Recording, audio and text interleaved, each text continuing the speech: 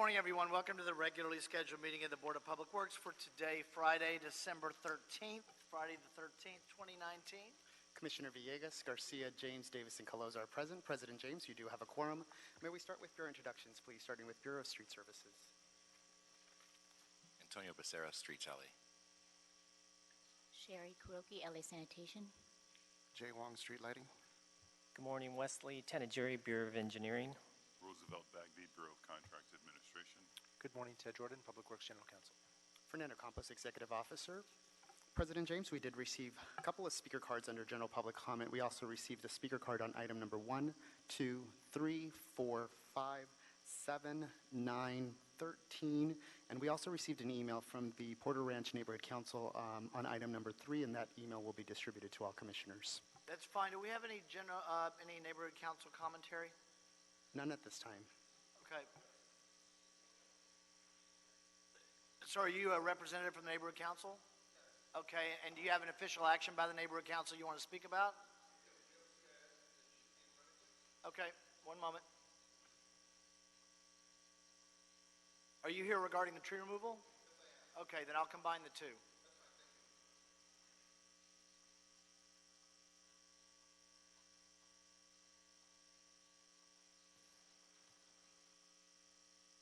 Okay, agenda item number 10, administrative items, specifications submitted for board adoption and authorization for the invitation of bids. This is in Council District number 6 for the Donald C. Tillman Water Reclamation Plant berm improvements.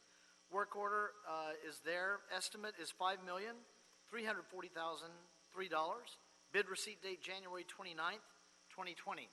Is there a second to my motion that we adopt agenda item number 10 and submit the, well, actually we have two of them.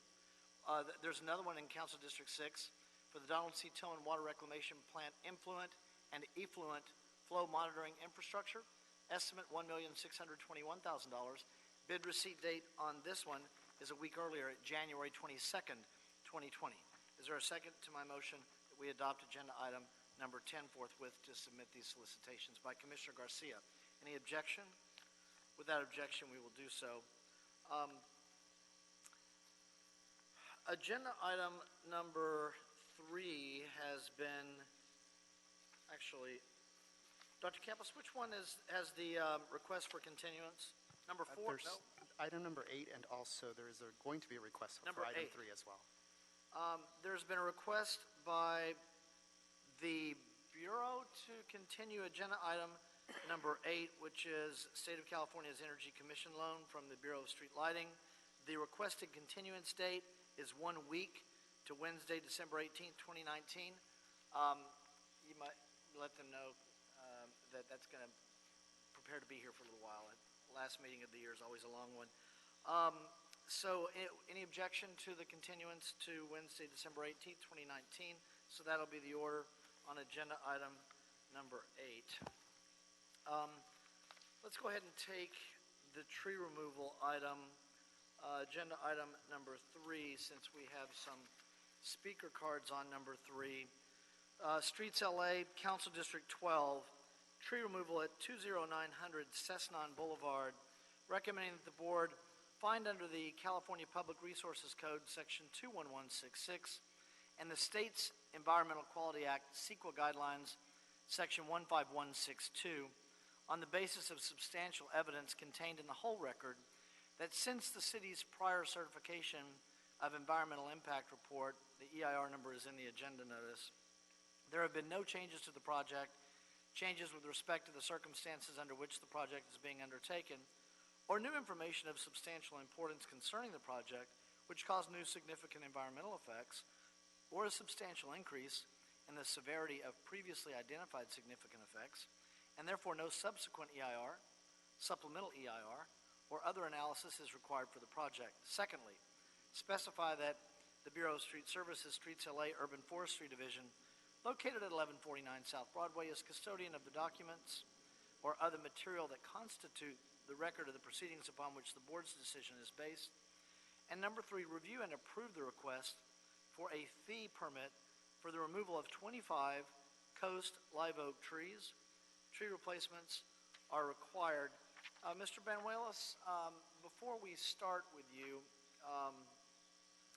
Dr. Campos, would you walk us through the procedural notification issues that resulted on this agenda item in connection with our IT system? Absolutely. Just to remind the board, we do have a CIS on file from Porter Ranch Neighborhood Council. And you'll explain CIS for everyone that's not keeping up on their acronyms? Community Impact Statement? Computer impact statement, Got it. yes. And the Okay, board has go the ahead. option to consider those community impact statements either before or during the discussions for item number 3. Item number 3, we were notified last evening or yesterday that the link to the BPW, which is the Board of Public Works link for the report, was broken and not accessible to the general public. I was able to validate that broken link. Members of the public were able to retrieve the actual report. In addition to that, if you were to click the e-packet link on our agenda, members of the public were able to assess all transmittals, including the report, during the secondary route to access the reports. In addition to that, one of the transmittals is missing a map according to the Porter Ranch Neighborhood Council, and therefore, based on that missing map and then also the broken link, the difficulty in accessing the entire file, we are recommending that we continue the item for 1 week. I know that the presenter from the Bureau of Street Services may present otherwise, but I would want to propose that to the board for consideration as well. Yeah, the 18th agenda is too crowded for this item. I don't mind continuing the item. We'll discuss that in a moment because I want to hear from the speakers on both sides of the issue, and because they may have some commentary on that as well. I do want to say up front, though, given the nature of this, the item that we're about to hear, as well as the statement from the Neighborhood Council and the likely opposing positions, I think just legally the safest thing for the city to do is to continue the item some length of time to be able to cure the errors that occurred through our IT system. That said, we have a number of people that have shown up from the community today, so let's begin the community hearing on the item now. So, Mr. Banuelos, go ahead, sir. Yes. Good morning, President James, Commissioners, Bureau Representatives, City Attorney, Dr. Campos, Hector Banuelos with the Streets LA Urban Forestry Division.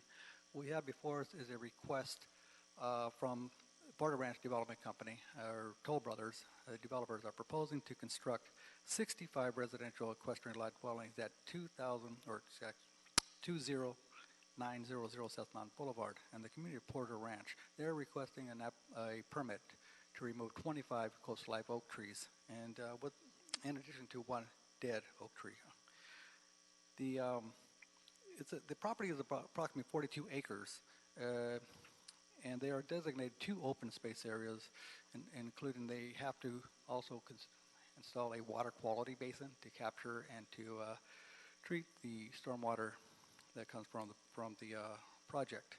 In 2017, the applicant submitted an application for tree removal for 114 protected trees. At that time, the division, Urban Forestry Division, reviewed the request and asked that the applicant review the plans and attempt to reduce the number of tree removals to a number much less than 114, and which later this year, they submitted another application with a reduced number of trees and reduced it down to 25 live trees are on the project to construct the 65 dwellings. They implemented some changes with the grading and installed some retaining walls, and were able to achieve a significant reduction in number of trees to be removed. And so at this time, they're only requesting to remove 25 trees, and that reflects on the modifications that the applicant did to the development. The trees measure approximately 5 to 49 inches of cumulative diameter, or about 12 to 38 feet in height, and are in fair condition. If approved, the applicant shall replace the trees, a minimum of 100 trees, 24-inch box-sized trees on the property. There is room on the property to adequately accommodate the planting of these trees. The Department of City Planning did prepare an environmental impact report, and the Urban Forestry reviewed, and it appears that the tree removals and replacement were appropriately addressed within the environmental documents. the Council of District 12, the Department of Neighborhood Empowerment, and the Community Forestry Advisory Committee were informed of the tree removal permit request, and it appears that the Council District 12 is in support of the project. Any questions? No, not yet. Is that it for the summary, Mr. Banuelos? Yes. Okay. We have, I believe in one of the, I've got a stack of speaker cards for this item. I believe I've got a representative from the applicant here. Is that true? It's not, okay. Please come forward, sir. Hi, Frank Sue. I'm with Toll There Brothers. you are. I was Yes. guessing that was you, but Oh, all okay. right. So, Mr. Sue, you're the applicant, so you've, in essence, I don't want to throw around too many legal terms, but you've got, you get the opportunity to present your case. So, what, while we have limits on, time limits on general public comment related to items, Sure. for an applicant, a real party in interest, we don't put that time limit on someone for our public hearing, someone representing the real party in interest for our public hearings. But we do ask, if you begin to repeat yourself, then I'm going to think that you've used up the time that you have allotted. Of course. So if you could just present your argument for the permit that you're seeking, then we will hear from the public and other people that are interested in the item, and then that may raise additional issues. No problem. So I was going to be brief. Mr. Banuelos did a great job explaining where we are. We've been in this process for more than a year. The original application was to remove 114 trees. We understood that was going to be an issue. That was also covered under the environmental report as well as the environmental addendum that we could remove 114 trees. That was under the original impact report. We have since redesigned the project, added walls in, raised our budget over $1 million to try to save over 89 trees. And so now we're down to 25 trees. And so we've worked very hard to redesign the project. It's taken years plus to where we are. We have an equestrian trail that Parks and Rec wants us to complete through this project that's been waiting on this as well. And like I said, we've done as much as we can, spent a lot of money to try to reduce the impact of taking these trees down. We know that it's a big issue to take down a coastal oak. We are replacing 4 to 1. I would also remind that the tree grade on this, my arborist is here as well today if you want to hear from him. Is that Mr. Applegate? That is Mr. Applegate. Okay. And these trees there's 25 trees. 21 of these trees are C grade or worse. There's been 2 fires that have gone through these areas. These trees are in cavernous areas. They're not out in the open and big, beautiful trees that people can enjoy. They're kind of in cavernous areas in deep slopes where they're not thriving well. So, like I said, we try to do as much as we can to save as many of these trees as possible. Like I said, we've cut down to 89 trees down to 25. And so. All right. And does Mr. Applegate want to add anything, or is he just here for questions? He's here for questions, but yeah. Okay. All right. Thank you. So now let's take our neighborhood council. You can have a seat, Mr. Banuelos. Our neighborhood council category of commentary. And just for the record, Dr. Campos, would you remind us on the rules regarding neighborhood council category of commentary? We do have the community impact statement, the notification from the Porter Ranch Neighborhood Council. Absolutely. Fernando Campos, Executive Officer. For the ordinance adopted by the City Council, neighborhood councils can submit a community impact statement before the board, and any governing body can consider that item up front as a priority item. There is no limitations in terms of time for the neighborhood council to present their argument. It does require either an impact statement from the neighborhood council or a letter attested by their secretary that the neighborhood council has taken an official action. So I believe the CIS that's before you is a representation of that motion that was filed and updated by the community impact statement, opposing the removal of the trees. Okay, and you're, Mr. Balin? That's correct. And you're the Vice President of the Neighborhood Council. Yes, I am. Are you speaking on behalf of the Neighborhood Council today, Yes, or I am. yourself? The Or Neighborhood yourself? Council. Neighborhood Council. That's correct. Go ahead, sir. Good morning, President James and board members. Thank you for letting me speak this morning. This is a pretty convoluted situation that we've got going on here. We were notified by the community. We weren't even aware that the trees were going to be removed. As soon as we found out that the trees were going to be removed, I reached out to Toll Brothers. I've had numerous conversations looking to get the documentations as well as Apex D to find out exactly which trees are going to be removed. These trees that they want to remove are, the deer live in there, the coyotes live in there, the mountain lions live in there. It's a habitat for the community of animals that live there because they're getting pushed out. I get that. But to this day, I mean, if you look at the CIS, you'll notice that they've already done the grading. They've done grading here that we see, and if you match it up to the map, we're not even sure what trees they want to remove. And the question that we have is, the oak trees that were on these pads, were they permitted to be removed? So we have concerns. We've asked Urban Forestry, we've asked the councilman's office, we've asked Toll Brothers, because we work hand in hand with this group, and we're friends with them. But we have to work on behalf of the community and what the community has asked us to do. And we need to know what's going on here. We want transparency, but we get nothing, absolutely nothing. You know, we've already talked about not being able to go on the board website and pull things out, but we still need Apex D. We need to know what trees they want to remove. I don't believe the trees that they want to remove are in that dire need. Yes, Frank alluded that there's been a couple fires, but guess what? The trees are still there. Those are sustainable trees. They've been there forever. These trees we're talking are a couple, 100 years old at least. So we're concerned. If you look here, we have concerns about, the grading's already been done, once again. We just need to see what's going on. So we're going to ask, once again, we're going to ask your board to give us more time. Let us look over the documents. Have them turn over Apex D so we can go out there and look at the trees on behalf of the community. Okay, thank you, sir. And I know you're not going to leave yet, but No, I'm not leaving. Because at some point, as I indicated at the beginning of the hearing this morning, I do think that a continuance is warranted. We'll try and work with everybody to determine the best time to do that. Very good. Thank you. Yes, one moment, sir. Commissioner Davis has a question for you. Thank you.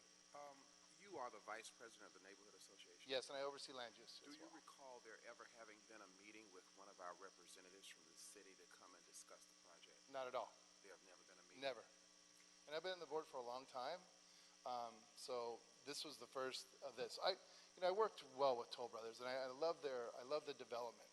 But when you start tearing up trees, and you start tearing up the habitat where our animals are leaving, we need to know why.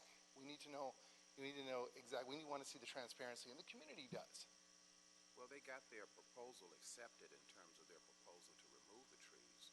But what I was concerned about was the dialogue and conversation from our office with the Neighborhood Association. And also, as I understand it, and correct me if I am wrong, the council office supports this project, correct? That's correct, and we've asked the council office as well for transparency. They've given us nothing. Let me ask you this. And just let me interject one moment. We have a representative from the council office here. Yes, they're here. Yeah, we'll get to them at after all the other speakers, but go ahead, Commissioner Davis. My other question, my follow-up final question was that then you've had some conversation with the council office with regard to the approved plan before us. Well, when I've as asked... As it relates to the trees that are to be removed, correct?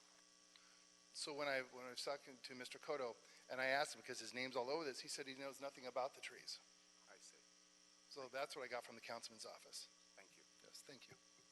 All right, thank you. Any other questions for Mr. Balin? All right, thank you, sir. Thank you very much. All right, let's see. I thought I saw another neighborhood council name here. Give me one moment. I don't. Mr. Sachs, on agenda item number 3. I'm sorry? Is there another report to hear? No, you can speak at this item now or not. It's up to you.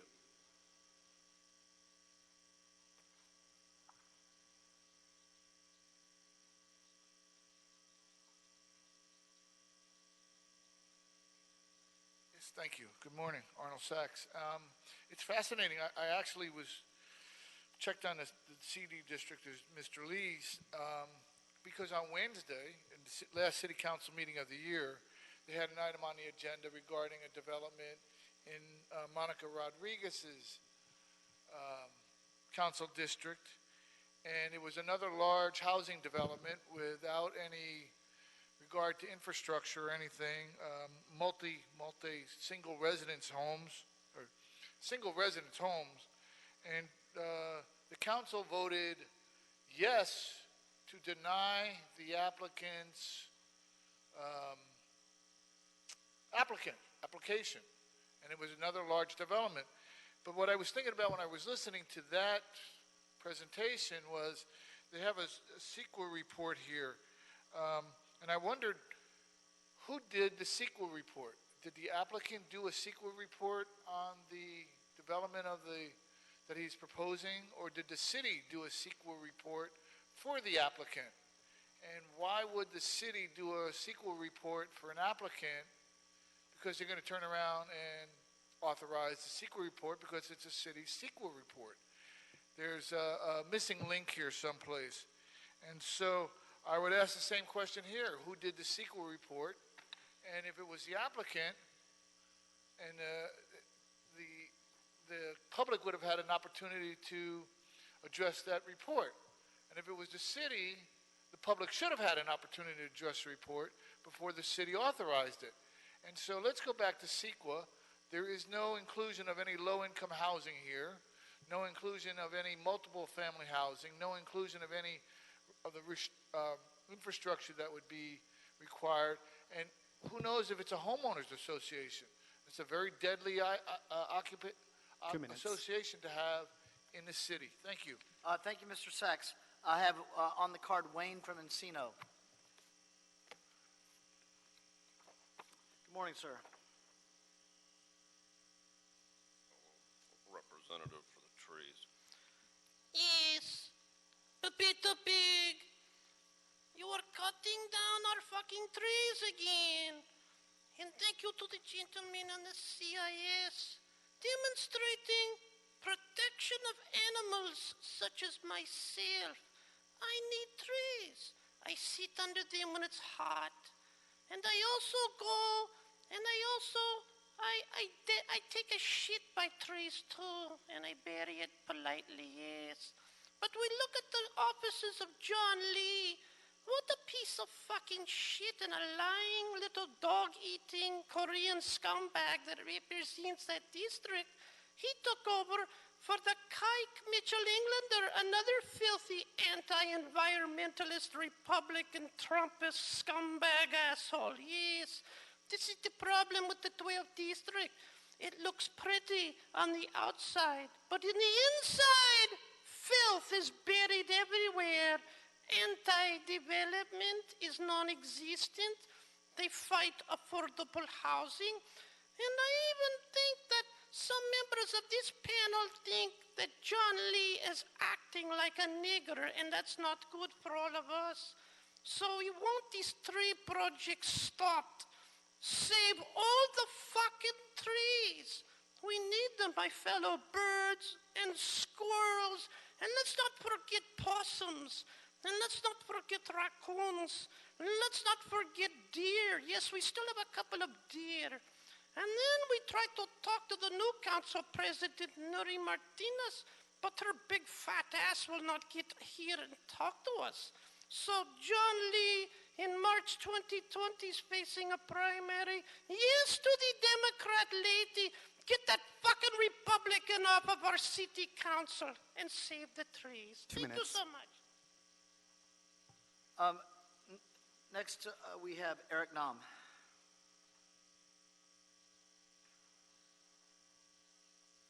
Good morning, sir. Nice to see you again. Good to see you, sir.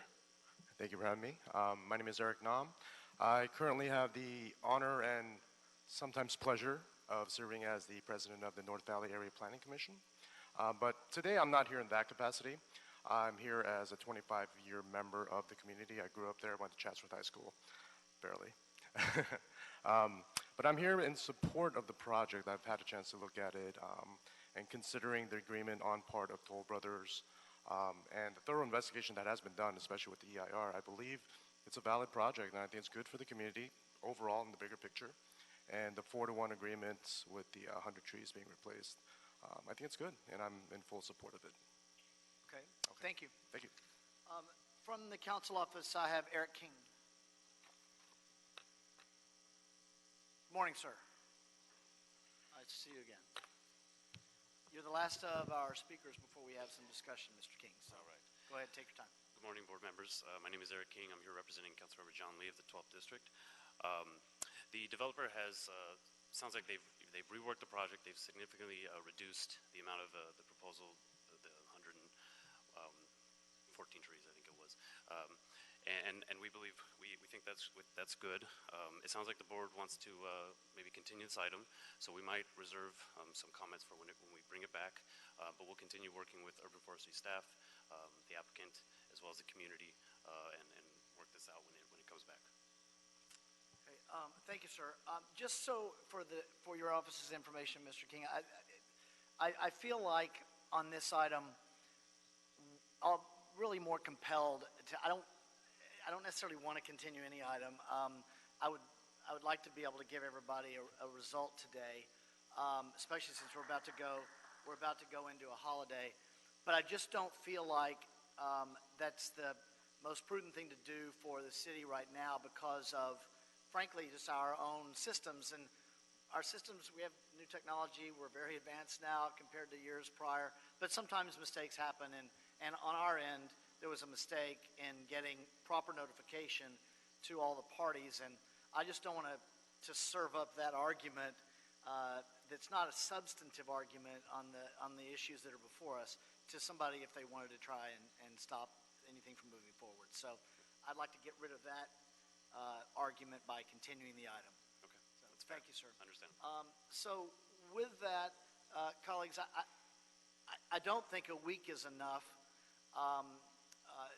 Given the issues that have been presented this morning, and next week is going to be a long hearing day anyway, since it's our last meeting of 2019.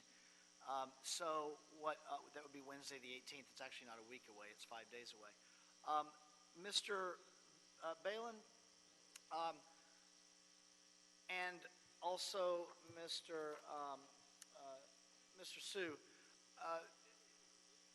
regarding a new date for the hearing, and I'll also want to know if this is okay with the council office. My initial thought would be to get a date from our executive officer for 30 days out. Because there were some issues raised, whether or not there's information that's outstanding, 30 days should give us all enough time to solve that issue as well. Even if there's a disagreement about whether or not documents have been passed one way or the other, we can get that cleared up. Is 30 days okay with you? Sufficient for us. Okay, Mr. Sue? And I'll throw a date out for you that you can choose, but That's fine. I'd just like to remind the commission, this is not something new we've been working on. We've been over at least 2 years on previous VR and then another year on this. It's just been a long time. I'm fine with 30 days. I mean, David and I have talked numerous times about this project. This isn't a completely new thing to the neighborhood council that they don't know about. I mean, we've had, I don't know, 3 or 4 conversations about this. And I hear you on that. I just want to know if and look, I don't have much choice on the 30 days. Partly because we don't have next week. Then we go into about 2 weeks of holidays. I got that. And then we've got to find a date that's available when we come back. And I Understood. know that January the 8th is not going to be available for us for another item that has to happen that day. So I mean, it sounds like that's what's got to be. So, I mean, obviously, we're here to work with the staff and the community. thank you. Mr. King, is that okay on your end?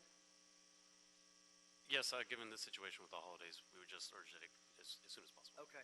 Dr. Campos, what date do we have that's, what's our first day back, January 6th? First day back in session would be Monday, January 6th. 30th day would be closest to Friday, January 10th. If you want to stretch it out to 31 days, it would be Monday, January 13th. I'd prefer to do Monday the 13th. That's not a holiday, right? Correct. All right, because January 8th is going to be taken out that whole day for a hearing that we're going to need to agendize related to sanitation. So let's do Monday the 13th if it works on your respective calendars. That's what works for us. Okay. All right. Thank you. Yes, ma'am? Anything? Oh, Commissioner Davis. I wanted to say during this period of time, if it would be feasible and not any violation of any contract with us or within the agreements of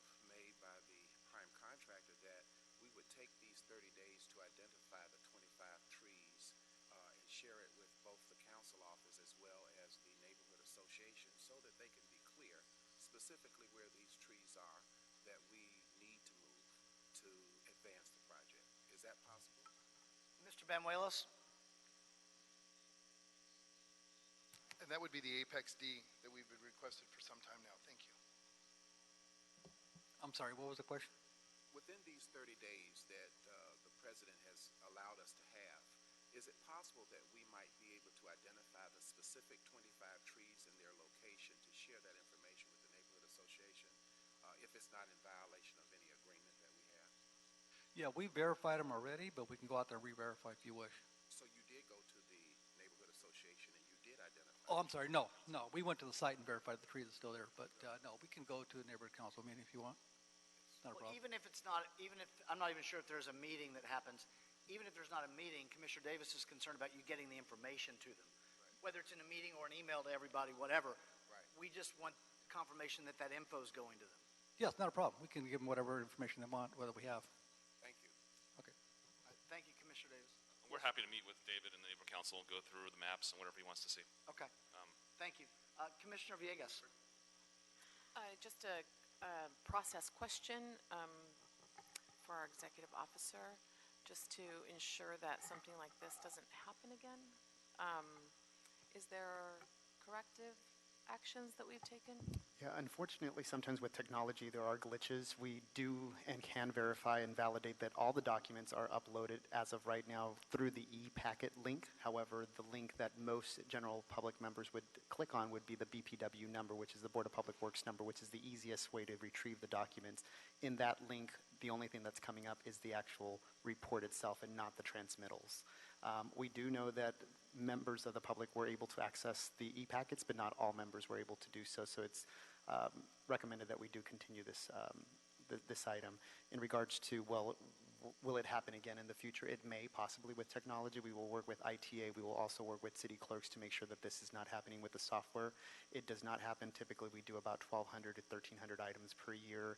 We do get one or two of these glitches per year, and so we will do our best to try to avoid this, but sometimes it will happen. I would say that, one, it's gotten better over the years, but unfortunately, frankly, the few times that it does happen, probably once a quarter out of, over 1,000 items, we do catch it every single time. So we are able to correct it, but I think that's what we have to do here. Commissioner Garcia. Thank you, President James. I have a clarifying question that I guess the applicant or either the neighborhood council can answer. So I wasn't clear. Did the project developers actually do an official presentation to the Porter Ranch Neighborhood Council? So never. And they've already graded. So, yeah. Can somebody come up and officially answer that? I'm getting a no from the Porter Ranch. Yeah, no, we did not, but we've had numerous conversations, like David and I have talked numerous times about this. It's not a requirement of the permit to have this meeting with the neighborhood council. Oh, I understand But David and I that. have talked numerous about this, so it's not that we haven't communicated. We've communicated plenty on this. I understand that. But I think the practice that we have established throughout the city is that when a development project as big as the one that you're doing now the neighborhood council gets a respect to have an official presentation. So if you can take this 30 days, like Commissioner Davis agreed, to just do a formal presentation. I don't know if the neighborhood council has a meeting. I don't know if they can call a meeting or not in the next 30 days. Like David's on the land use committee. He invited me to one of his meetings. It was like a Sunday, the day of. I couldn't make it, but we can meet with David and his land use committee. Yeah, so just so that you know, throughout the whole city, we really try to make sure that whenever somebody's doing a project, the neighborhood council has the respect to hear the project in a presentation form. But I also want to be clear that the project has been approved itself. It's just the tree Right, removal. but they still need to know what's going to happen, and they Understood. need to know what's happened behind their backyard. David reached out to me right away when he first found out. Okay, we talk well, all the time. I hope to hear that in 30 days there has been a formal presentation to more than just the vice president of the neighborhood council, but maybe to more of the folks there too. We can do Thank that. you. Okay, thank you, Commissioner Garcia. Anything further?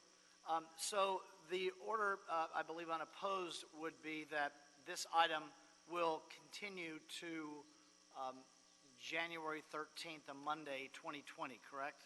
That's correct. From December 13th to January 13th. There we go, 31 days. All right, thank you all. Thank you to the council office as well. We plan to have a resolution on, sometimes these tree items get continued for some period of time, I think will be ripe for resolution on January 13th. So thank you, everyone. Let's go to agenda item number 1. Dr. Campos, we had some bids that were opened on Wednesday, correct? They were. Fernando Okay, Campos, and Executive. you'll explain that process. In the meantime, I've got a couple of cards on number 1. Sure. Mr. Sachs. Yes. Mr. Spindler on number 1. Go ahead, Dr. Campos. Good morning. Fernando Campos, Executive Mr. Williams, Officer. Dr. Williams, do you care one way or the other on agenda item number 1? Number 1 on the bids. Did you have a card in on number 1? No. Okay, go ahead, Dr. Campos. Good morning again, Fernando Campos, Executive Officer. The board on Monday, December 9th, authorized the Executive Officer or the Assistant Executive Officer to open up bids for the Vision Zero Phase 2D project in Council Districts 1, 2, 3, 4, 5, 6, 7, 8, 9, 10, 11, and 14 at an estimated amount of $8,867,313. Subsequent to that, the Bureau of Engineering did issue a revised estimate to $9,012,313. We did receive 4 bids in total, and that's the ones that I will read into the record. We received the first bid from Crosstown Electrical for a total bid amount of $9,392,487 even. The second bid received was from Dyne Electric, doing business as KDC, for $9,115,394 even. The third bid received was from International Builders Incorporated for a total bid amount of $8,553,968 even. And the fourth and final bid received was from Select Electric for a total bid amount of $7,880,654 even.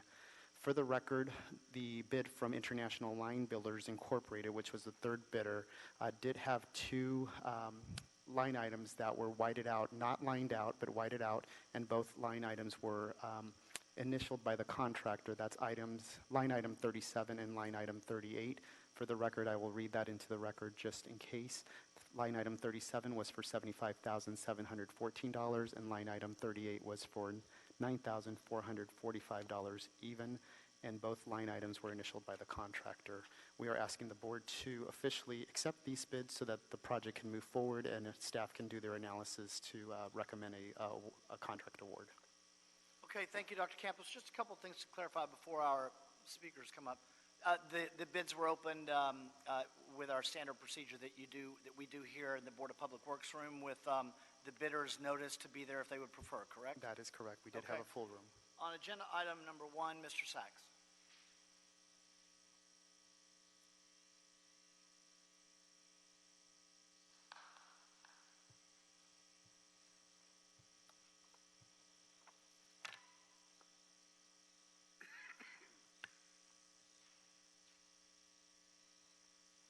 Yes, thank you again, Arnold Sachs.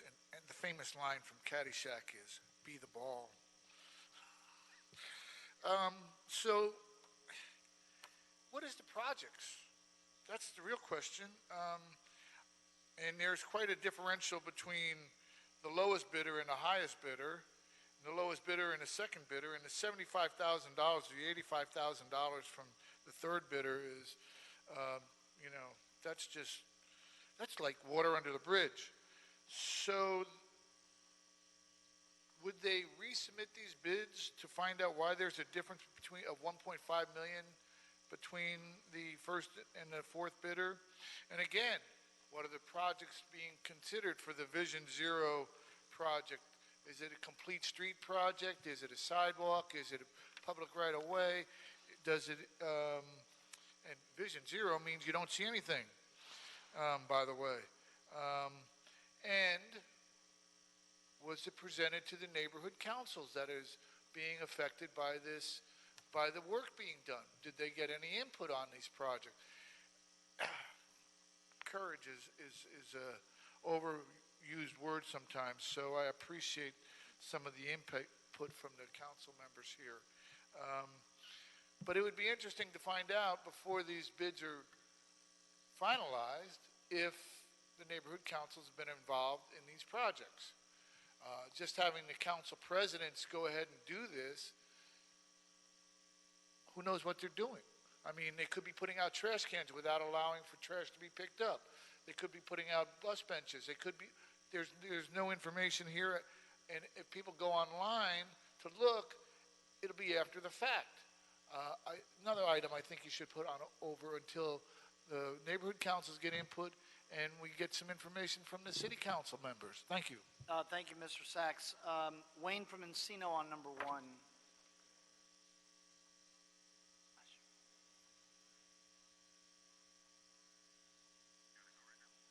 Yes, speaking for Vision Zero. So right now I have an FBI contact here on my phone, and they're listening right now, right? You want to say a few words, Agent? Yes, there you go. See, I don't bullshit. Okay, I gotta let you go. I don't bullshit. You know, you guys are shutting down these fucking streets on Main, Los Angeles Street. You're violating federal regulations and federal transportation regulations because you're blocking fucking traffic and endangering EMS vehicles on Los Angeles Street, on First Street, on Alameda and First, because the goddamn fire trucks cannot safely move to and from their positions to serve the community because you're blocking all the fucking traffic and putting up traffic lights, which are obstructions. Your Vision Zero is not for mobility. It's traffic obstruction in violation of federal and state law. You got to stop. You got to open up the Los Angeles Street. You got to get all that shit out of there that you put on there in front of the federal building, because last night I nearly saw a fucking EMS vehicle get rammed into the federal courthouse because the traffic doesn't move. It's completely stuck, and people were making illegal left turns in front of an ambulance. This guy, I don't know how he kept control of the vehicle. Someday, you're going to wind up getting one of these ambulance drivers killed while they're delivering a patient. Get that fucking shit out of there. Open up the streets. Stop this vision nonsense. It doesn't work. It's fucking bullshit. And these contractors are making a lot of money, and they're hurting people. Put a 2 stop minutes. to it. Thank you, Mr. Spindler. On agenda item number 1, is there a second to my motion for a declaration that the bids have been opened and received by Commissioners Davis and Villegas? Any objection? Without objection, that'll be the disposition on agenda item number 1. We can send that forthwith. Secondly, agenda item number 2 from Sanitation, Council District 11, Memorandum of Agreement, Marina Del Rey Watershed, recommending that the board first approve and forward the report with the transmittal to the mayor for authority to execute the proposed memorandum of agreement between Sanitation, the County of Los Angeles Flood Control District, the County of Los Angeles, and the City of Culver City regarding the administration and cost sharing of the Coordinated Integrated Monitoring Program of the Marina Del Rey Watershed. Secondly, authorize myself or 2 members of the Board of Public Works and the Director and General Manager of Sanitation to execute the memorandum of agreement upon the approval of the mayor. Dr. Williams on number 2. Well, go ahead. Would you like to hear the presentation first? Okay. Ms. Ibarra? Good morning, ma'am. Good morning, President James, Bureau Representatives, Commissioners, Contract Administration Office, City Attorney Office, and Executive Officer. My name is Marisol Ibarra. I work with the Watershed Protection Division for the Bureau of Sanitation. This agenda item is for the renewal of the Memorandum of Agreement for the Marina del Rey Watershed. So this agreement is between the County of Los Angeles, City of Los Angeles, Culver City, and LA County Flood Control District. County of LA, as the owner of the Marina del Rey Harbor, is the watershed lead for Marina del Rey and will be performing most of the work.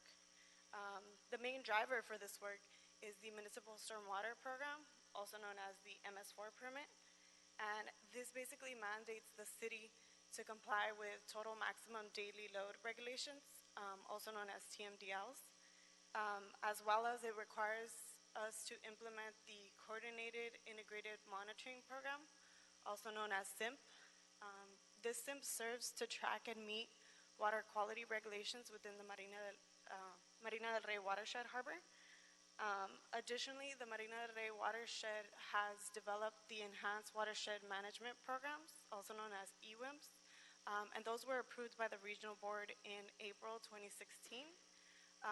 So these EWIMPs delineate the projects and strategies in order to meet compliance goals. And overall, just this MOA outlines the scope of work for the EWIMP management program and the SIMP monitoring, as well as the projected costs. This agreement will ensure equitable cost sharing between the three agencies and will be based on the percent land area for each agency in the watershed. The total cost for this MOA is approximately $5.4 million over the course of 5 years. The City of LA's share is approximately $1.8 million, and this is over the course of 5 years, which accredits for the work that the City of LA will perform for bacteria monitoring within the Marina del Rey harbor. The term of this agreement is for 5 years. It will begin this fiscal year and be terminated June 30th, 2024. And lastly, this MOA has been approved by the, as to form by the City Attorney's Office. And thank you for your time. If you have any questions, I'll take them now.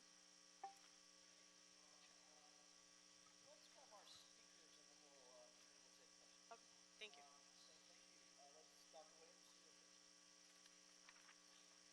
There we go. Dr. Williams, you're first. Sorry. Now I'm online. Go ahead. Dr. Tom Williams, Citizens Coalition for a Safe Community, and the environmental control supervisors for Red Line Phase 1, and we knew it as Bayona Creek watershed rather than the Marina del Rey watershed. And there would be a concern there as to where it is. We will be reviewing the documents that are available online. I'd like to see the MOU once it was prepared, because there's major issues right now within the Sierra Club regarding Bayona Creek, Marina del Rey, and maintenance of a freshwater wetland. It is freshwater all the way down to the 405 and beyond, and we're quite concerned about, might say, diversions of fresh water into the sanitary systems and into the storm drain systems that are not connected into Bayona Creek and the Marina del Rey wetlands areas. So we're quite concerned about, what the county is going to do. County wants to make it into a saline wetland. That is, all the area basically west of the 405 should be, quotes, marine. Well, that's because they need a flushing volume and they can't get it out through the opening now to Santa Monica Bay. So it's related to the low impact development, the runoff, and what the county and others want to do in the Bayona wetlands down at the bottom where it discharges into Santa Monica Bay. So clarification as to Marina del Rey versus Bayona watershed. Thank you. Thank you, Dr. Williams. Wayne from Encino on number 2.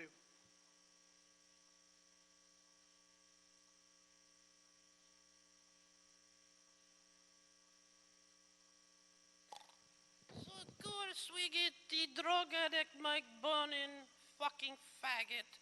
And we get his illegitimate mother, the bitch Janice Hahn, to continue to flush drug needles, condoms, and disposable wrappers from garbage down all the way to our beautiful ocean, into the Santa Monica Bay to hurt my fellow mammals. Porpoises are choking on Mike Bonin's condom wrappers. Whales are swallowing needles from Mike Bonin's drug use. And of course, the anorexic Janice Hungman who takes out the whole hamburger and only eats one bite and throws it out and then pukes it into her fucking goddamn toilet, flushes it, and it goes into the Santa Monica Bay along with the other drug addicts and anorexic stupid bastards and faggots that live in the 11th district. But not just the 11th district. The Hollywood Hills flushes their shit and drugs all the way down into that area. Now your job is to screen it, to prevent it from entering the ocean where our mammals and whales and dolphins swim and where our birds like cranes fish to eat and survive. You're not doing your job, and you know why? Because there's so many toxins from all the pills that Janice Hahn and Mike Bonin consume just to stay awake. Poor Janice, she can't even fucking stay awake without at least 9 stimulants an hour. And so you multiply Bonins and Janice Hahns and you have billions of gallons of fucking shit into our bay. Please clean it up. Thank you. Ms. Ibarra, and a reminder, we are on agenda item number 2. It's the memorandum of agreement with the 3 public agencies regarding the cost sharing for implementation of the Coordinated Integrated Monitoring Program for Marina Del Rey Watershed. Commissioner Villegas? Thank you, President James. Just have a quick question. Thank you for your presentation. It was very thorough. Thank you. I am wondering, is there this agreement, I know it's common with other agencies, so I appreciate it coming before us so complete. I'm wondering, is there other TMDLs that will be added? Because this one seems to only represent bacteria. This actually is for, I failed to mention, this is for bacteria monitoring, metals, toxics, and other pollutants within the Marina del Rey harbor. Something like copper would be included as well? Yes. Okay, thank you. You're welcome. Thank you, Commissioner Villegas. Commissioner Caloza? Thank you, President James. Thanks for your presentation. I thought it was really helpful. I just had a follow-up question. Is this the first time this MOA has existed, or is it the first time it's happening? No, so this is the renewal. So before it was a 3-year MOA, and so now we're renewing it for a longer period of time for 5 years. Okay. And but the cost sharing in terms of the agencies has always been the same? Yes, correct. By percentage of land for each agency. Okay. Watershed. Thanks. Those are the only thing I was curious about, whether or not this was a new MOA or... No, it's a renewal. Yeah. Okay, thank you. Thank you. Anything further? I'll make a motion that we adopt agenda item number 2, seconded by Commissioner Villegas. Any objection? Without objection, we'll adopt agenda item number 2. Thank you, ma'am. Thank you for your time. Any issue sending number 2 forthwith? We will send number 2 forthwith. That moves us to agenda item number 4. Office of Community Beautification, a contract amendment for the Los Angeles Conservation Corps, recommending that the board authorize the Office of Community Beautification to execute an amendment to the contract with the Los Angeles Conservation Corps in the amount of, and we're going to need to amend the agenda item. It's an additional $500 than is listed here. So the amount will be $1,400,500 to fund citywide tree planting activities through this fiscal year, 2019-2020. And secondly, authorize myself or 2 members of the Board of Public Works to execute the contract amendments after approval as to form have been obtained by the city attorney. Wayne from Encino has a card in on number 4. Mr. Williams?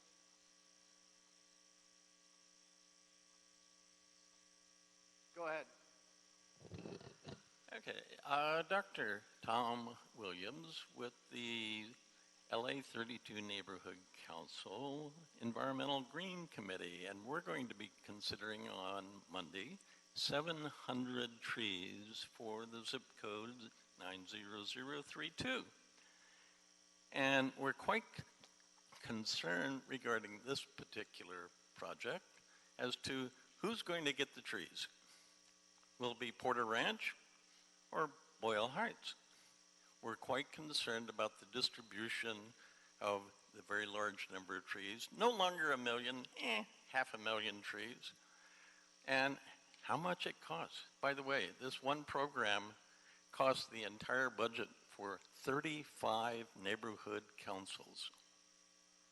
So it's a significant contribution to the community, and there's no participation by the Department of Neighborhood Empowerment. So we're quite concerned regarding those things. So probably on Monday, we'll be submitting a PRA request for the Office of Community Beautification as to where all the money has been spent in 2018 and 2019, where it's going to be spent for the remainder of this year, fiscal year, and who benefits and who keeps the same old treeless streets, because I've seen a lot in Harbor Gateway and in East LA as to no trees. I mean, no trees. Then we'd have the infamous palm trees in El Sereno. So we're quite concerned, and I'll be back on Monday. Thank you. Thank you, Dr. Williams. Mr. Roch on number 4. Good morning, Paul Roch, Director of the Office of Community Beautification. This morning we come before the board to request authority to execute a contract amendment with the Los Angeles Conservation Corps to provide continued funding for citywide tree planting activities. The Board of Public Works and the Department of Water and Power have had a long-standing working relationship and several various MOUs regarding tree planting activities on a citywide basis. The Department of Water and Power provides the funding to support these tree planting and tree distribution events in order to provide energy savings across the city. Work is performed by the Los Angeles Conservation Corps as directed by the Office of City Plants. A recent MOU has been entered into between the board and Department of Water and Power to provide continued funding for the period of 2019 to 2021. This amendment would provide the first installment of funds to the LA Conservation Corps in the amount of $1.3 million. Additionally, there was a remaining amount of $100,500, which was left over from the previous MOU and is included in this amendment, bringing the total amount to $1,400,500. Therefore, there are some minor corrections to be noted on the board report as follows. First, as mentioned by President James, the amount in recommendation number 1 is $1,400,500 as opposed to the $1.4 million. Also, a second line has been added to the status of funding table to break up the $100,500 from the previous MOU and the $1.3 million being provided by the current MOU. Also, the MOU numbers are now included in the status of funding table. Thank you for your attention to this item. We also have Rachel O'Leary from City Plants and Alex Lopez from the LA Conservation Corps to address any questions or issues as well. Thank you. All right, thank you, Mr. Roch. Before we take questions, Mr. Spindler, Wayne from Encino, you wanted to go after the presentation. You're up, sir.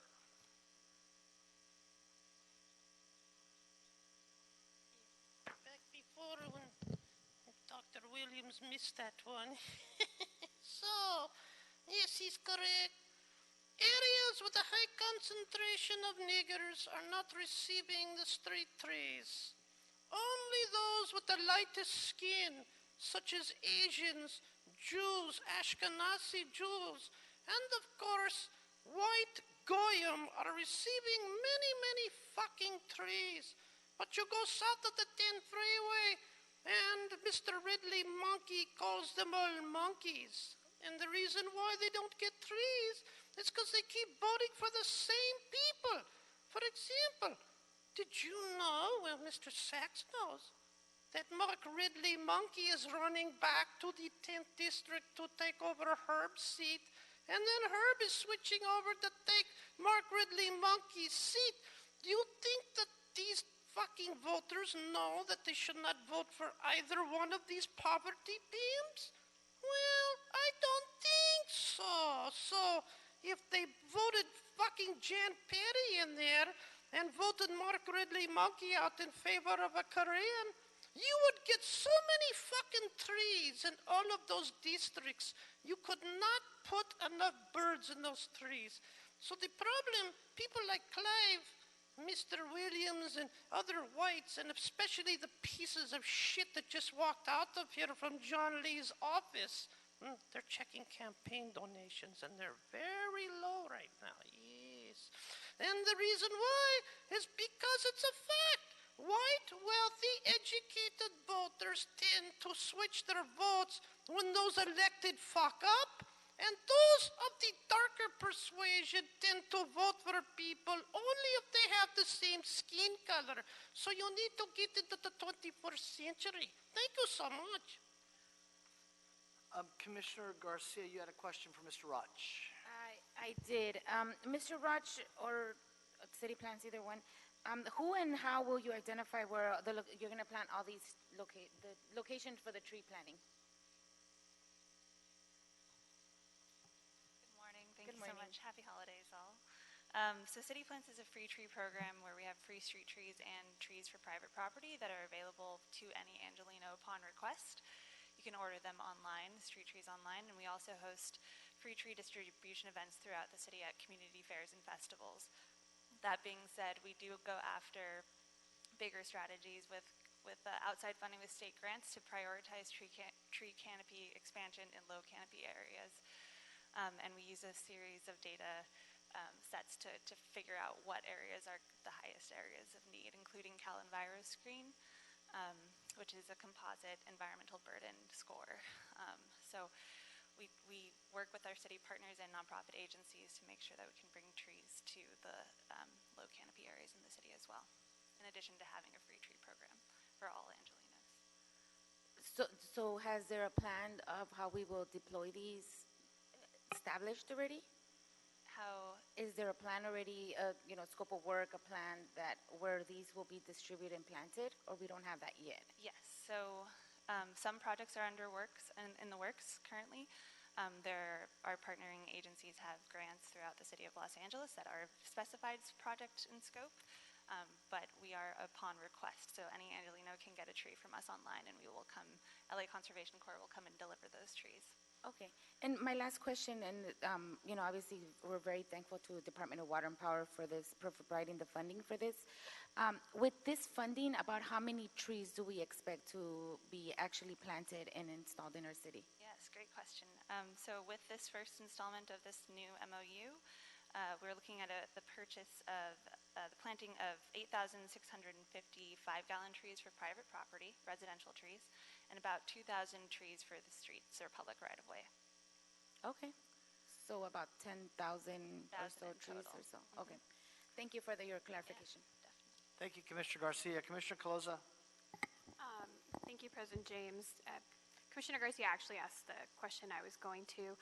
Is that the breakdown just for the duration of this contract, or is that for the full DWP allocation for? Yes, so that is this first installment. That's what the 1.3 will cover. Okay.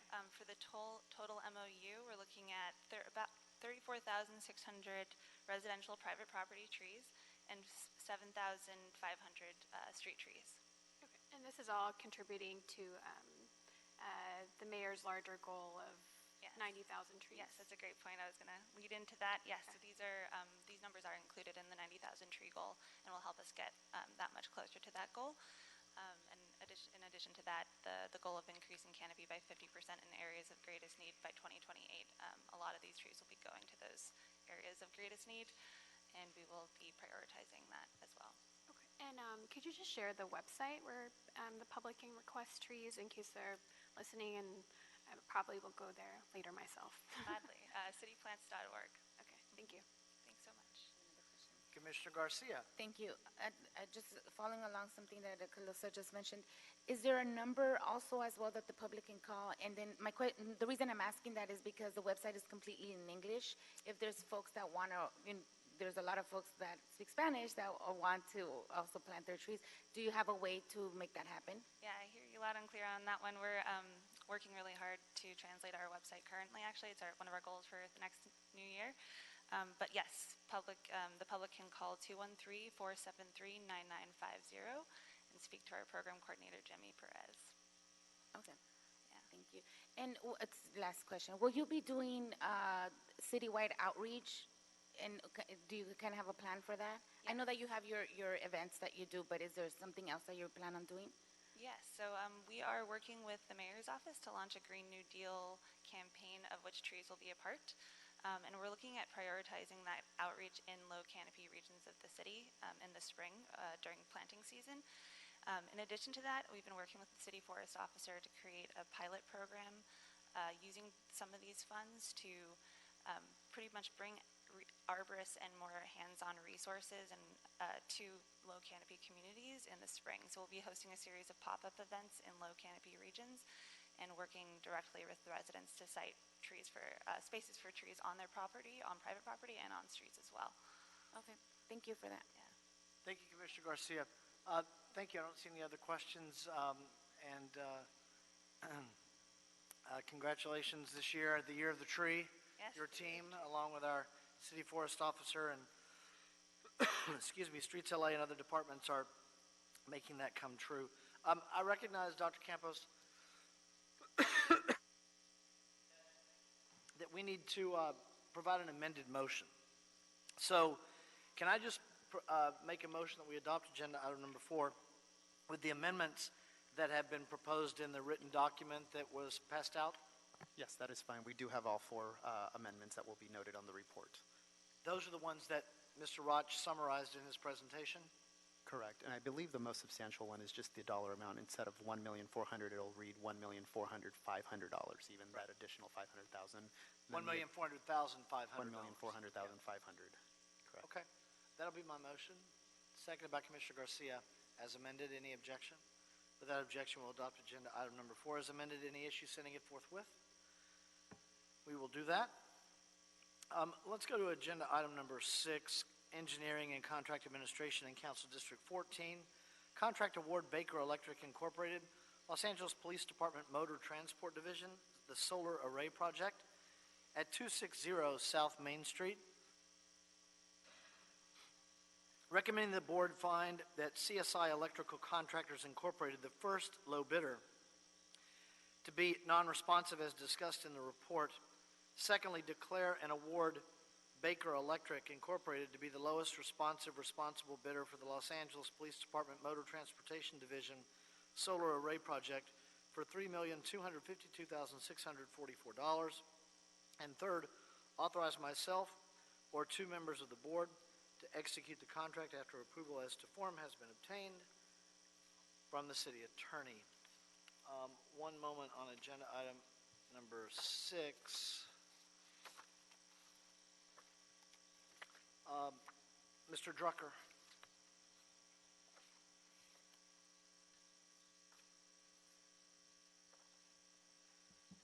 Good morning, Commissioners. Neil Drucker, Bureau of Engineering.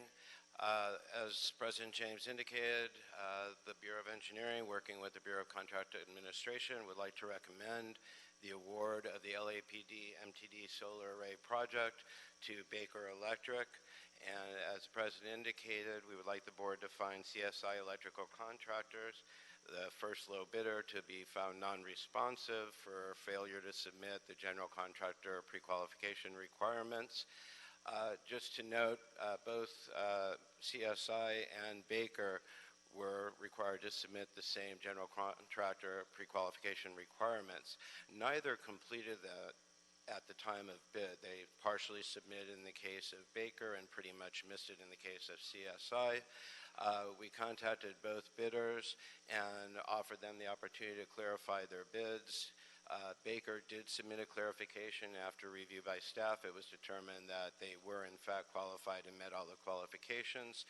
CSI did not submit anything. So we were unable to complete that verification, and therefore we recommend that they be found non-responsive. Both Baker and CSI were notified of the board's action today and given a copy of the board report approximately a week ago. And to my knowledge, neither one are here today, and neither one have submitted anything in writing.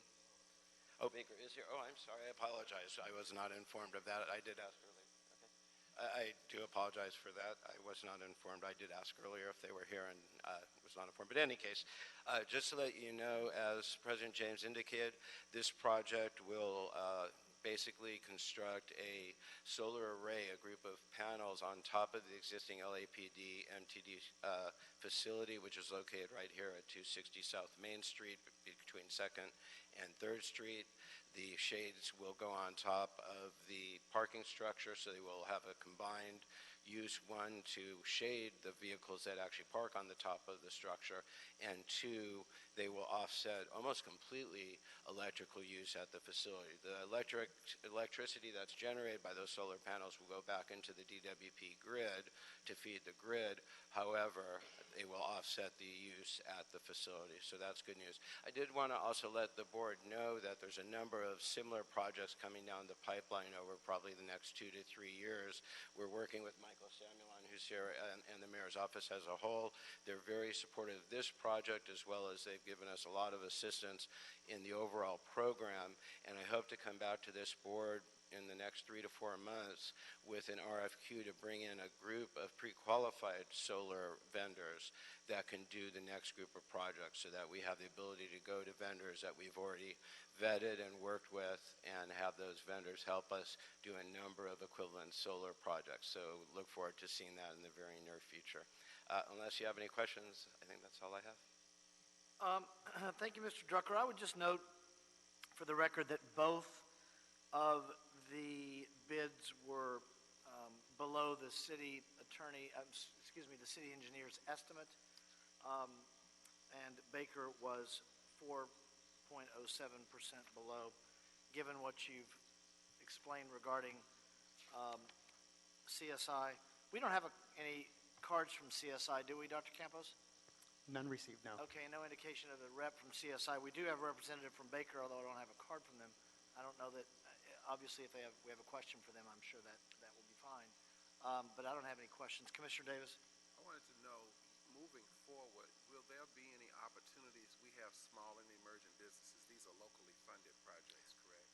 Yes, and that's something we actually want to really work on, and in fact, I've talked to Michael already, and the intent is that we will go out jointly with the mayor's office and attend a number of trade association contractor meetings, bring in all the general contractors as well as the subs that work in this area, and try and really create partnerships either through joint ventures or through just working groups where we bring in emerging business enterprises, disadvantaged business enterprises, women and disabled veteran business enterprises and the like, and really try and encourage them to partner with the general contractors who normally bid on these type of projects to improve and increase the minority and disadvantaged business enterprise type participation in these types of projects.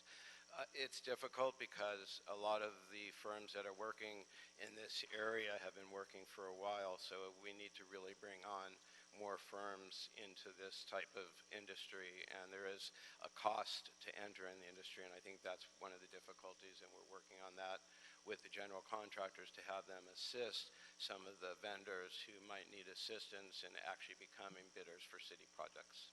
Yeah, I think that's terribly important because as we as a city grow, and we grow to include and expand our business provisions to prime contractors who do this work, and we should, because we're trying to inspire more residents in the city of Los Angeles to use solar because of its benefits to the environment, its benefits also to our economy. But as we grow in this area with prime contractors, we can't just grow at that level. We have to be comprehensive in our growth. And the time to do it is not tomorrow. The time to do it is today. If today is the time to do it where prime contractors can begin to implement solar in the city of Los Angeles, and residents of the city of Los Angeles need to have more solar on their private properties and our businesses need to have it in their corporations, then it is also equal time in which our small business and emerging communities, most of whom should certainly be from Los Angeles, should have an opportunity to also participate in this very same growth. This is a new industry. It is an industry that has to not only include prime contractors, but we all know in the business of contracting that prime contractors are prime because there are small and emerging businesses, and we know the population of the city of Los Angeles. And the mayor has said time and again, and so has the Board of Public Works, that we want to make sure that we have jobs in Los Angeles for all of Los Angeles. So I have the greatest appreciation for your effort and the conversation that you have had with our prime contractors. And I am, praying that they too will take leadership to make sure that this is a true industry that not only includes themselves, but that includes others who can enjoy the same things that they're enjoying, and that's economic opportunity. So thank you for that. Thank you, and I look forward to working with this board, of course, to make this happen as well. Thank you. Thank you. Thank you, and I would just note for the record that Los Angeles was recently named the #1 solar city in America. So that said, I'll make a motion that we adopt agenda item number 6, seconded by Commissioner Villegas, Commissioner Caloza, Commissioner Davis. Any objection? Without objection, we'll adopt agenda item number 6. Any issue sending 6 forthwith? We'll send 6 forthwith. Thank you. Agenda item number 7, this is Council District 14, task order solicitation number 17, pre-qualified on-call consultants list, Atkins and Highbury Pumping Plant number 604 rehabilitation project, recommending that the board authorize $70,000 in additional contingency and approve a revised budget of $140,331.11 for task order solicitation number 17 to Atkins. And on number 7, Mr. Sachs. Mr. Sachs passes number 7. Mr. Jensen on number 7. Good morning. Brad Jensen with the Bureau of Engineering, Wastewater Conveyance Engineering Division. This project will rehabilitate an existing pumping plant, including replacement of pumps, electrical, and communication aspects, and other associated work. On February 23rd, 2015, the board authorized the city to issue task order number 43 to Atkins to provide the pre-design and design support services during the construction of the project. The initial task order number 43 was authorized with a budget of $387,500 and had a contingency of $77,500. In November, on November 18th, 2016, the board authorized the city engineer to revise the budget and approved an additional $30,000 in contingency. On July 12, 2017, the contract with Atkins expired, and under this contract, Atkins had invoiced a total of $377,168. On that same day, the board authorized the city engineer to issue a sole source task order number 17 to Atkins to continue the design support services during the construction of the project.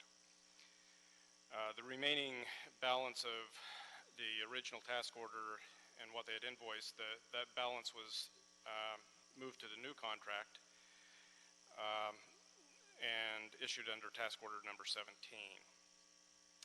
On May 18th, 2018, the board awarded the construction of the project to Green Building Corporation for the actual construction of this project. On December 19th, 2018, the board authorized an additional $30,000 to task order number 17 and a revised budget of $70,331.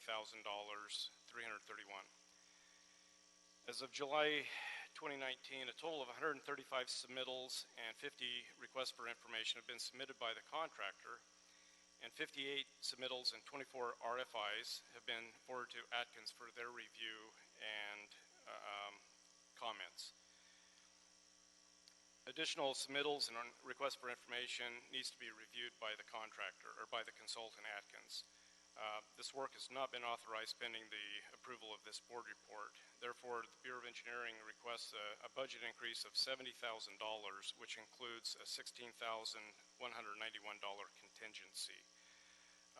And that concludes my report. Have any questions? Thank you, Mr. Jensen. Any questions at all? I don't have any. I'll make a motion that we approve the $70,000.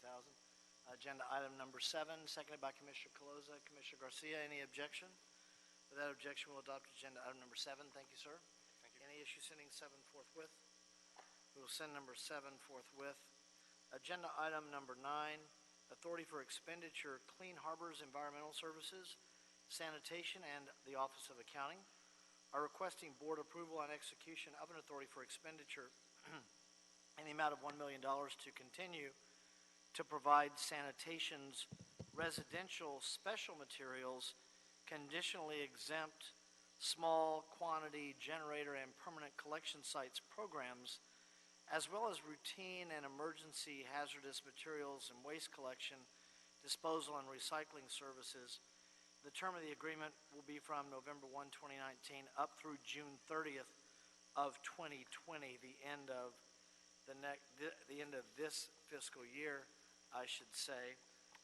Mr. Sachs on number 9.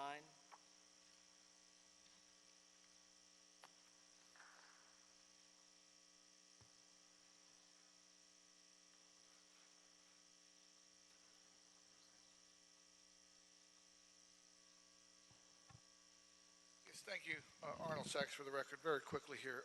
It's got that little word "and" in it. So I'm wondering, is it for permanent collection sites or small quantity generators or residential special materials that the sanitation department picks up?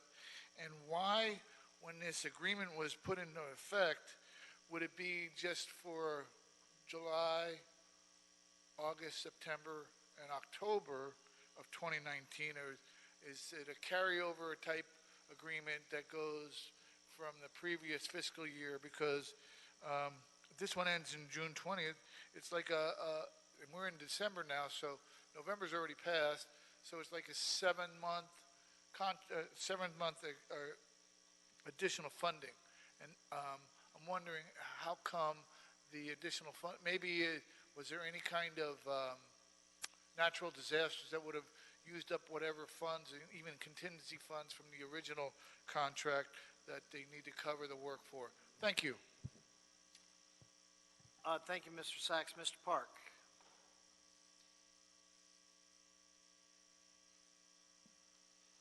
Good morning, Commissioners and other city officers. My name is John Park from Solid Resources Citywide Recycling Division. I'm here today asking for board approval for $1 million AE for residential special material section of operation. Past Monday, the board approved an AE of same amount of $1 million. This AE is same line of that AE that approved last Monday, but with a different source of a funding source. This AE goes with the contract amendment, which was approved by the board on November 22nd. Now I can answer any questions. And the letter of agreement regarding this is attached. I recall the discussion that we had on, it was November 22nd, that Friday? What was the question once again? The date that the board, was it November 22nd? Yes, that's, Okay. yes, that's The date that the board had the hearing on the Clean Harbors? Yes. Yeah, okay. Do you have a question? Okay.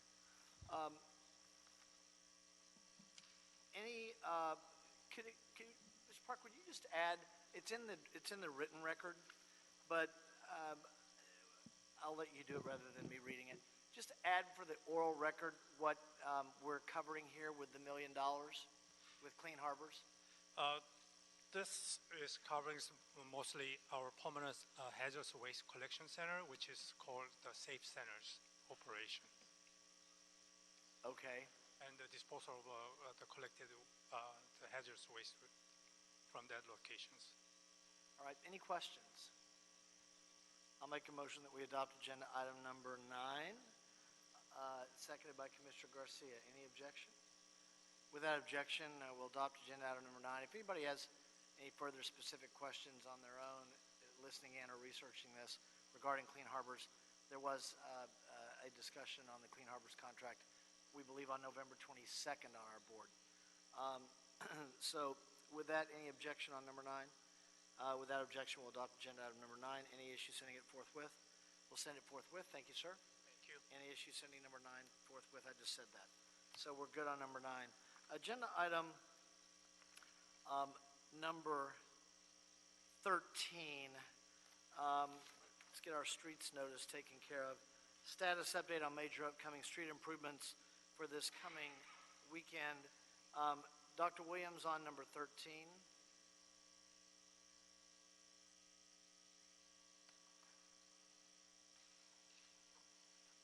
Dr. Tom Williams, Citizens Coalition for a Safe Community. One question, is there going to be a public comments period? Yeah. I'm sorry? Related to number 13. Yeah. Please provide all street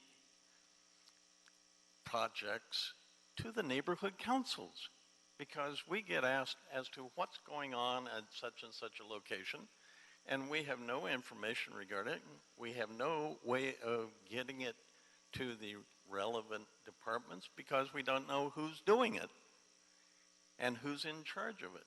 So we're quite concerned about tree replacement. Hey, we're starting to get some notifications, but streets. And we're quite concerned regarding the infamous 710 Phase 2 projects, which were never discussed with the neighborhood councils, including Phase 1, and it's only $700 million. So quite concerned about Bureau of Engineering and Bureau of Street Services, because street services cause the issues in our area, LA 32 Neighborhood Council area, and we have a couple of projects proposed by the 710 funded by Measure R, and we don't know what the hell is going on with them. So we're going to be submitting a Public Records Act request for all files 2018, 2019 for our area as related to funding and what's going to happen. Because I know enough that follow the money and we can find out what's going on. But the central issue is Department of Public Works needs to notify Department of Neighborhood Dr. Empowerment. Williams, Thank on you. agenda item number 13, Mr. Sachs.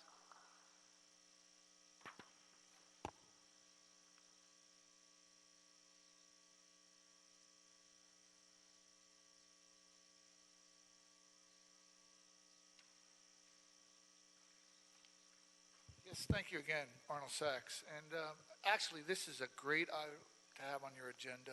This is a great item for the opportunity for people to actually try to take back some of the control of their city and get it running somewhat smoother. What I would suggest here is the city council put forth a ballot measure that would require city neighborhood councils to be updated or notified of any projects that are going to occur in their areas.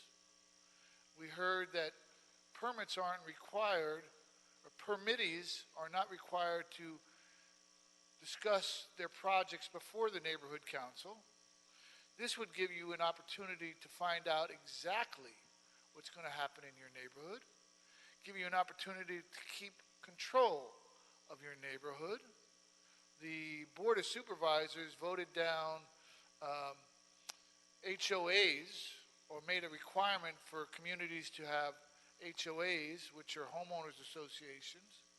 But if you put a ballot measure on that said, we need to have public input on items that are going to appear in our neighborhood, then the city council representative, whoever it is in that particular district, would be required to have the permittee go before the local neighborhood council and present the project and then have it come back to the city council. When it goes to the city council, they've already said yes. And you have less than zero chance of changing their mind. Talk to your city council, get your activists active, and say, we want a ballot measure that allows neighborhood council input on projects. Thank you. Thank you, Mr. Sachs. Mr. Cox on agenda item number 13.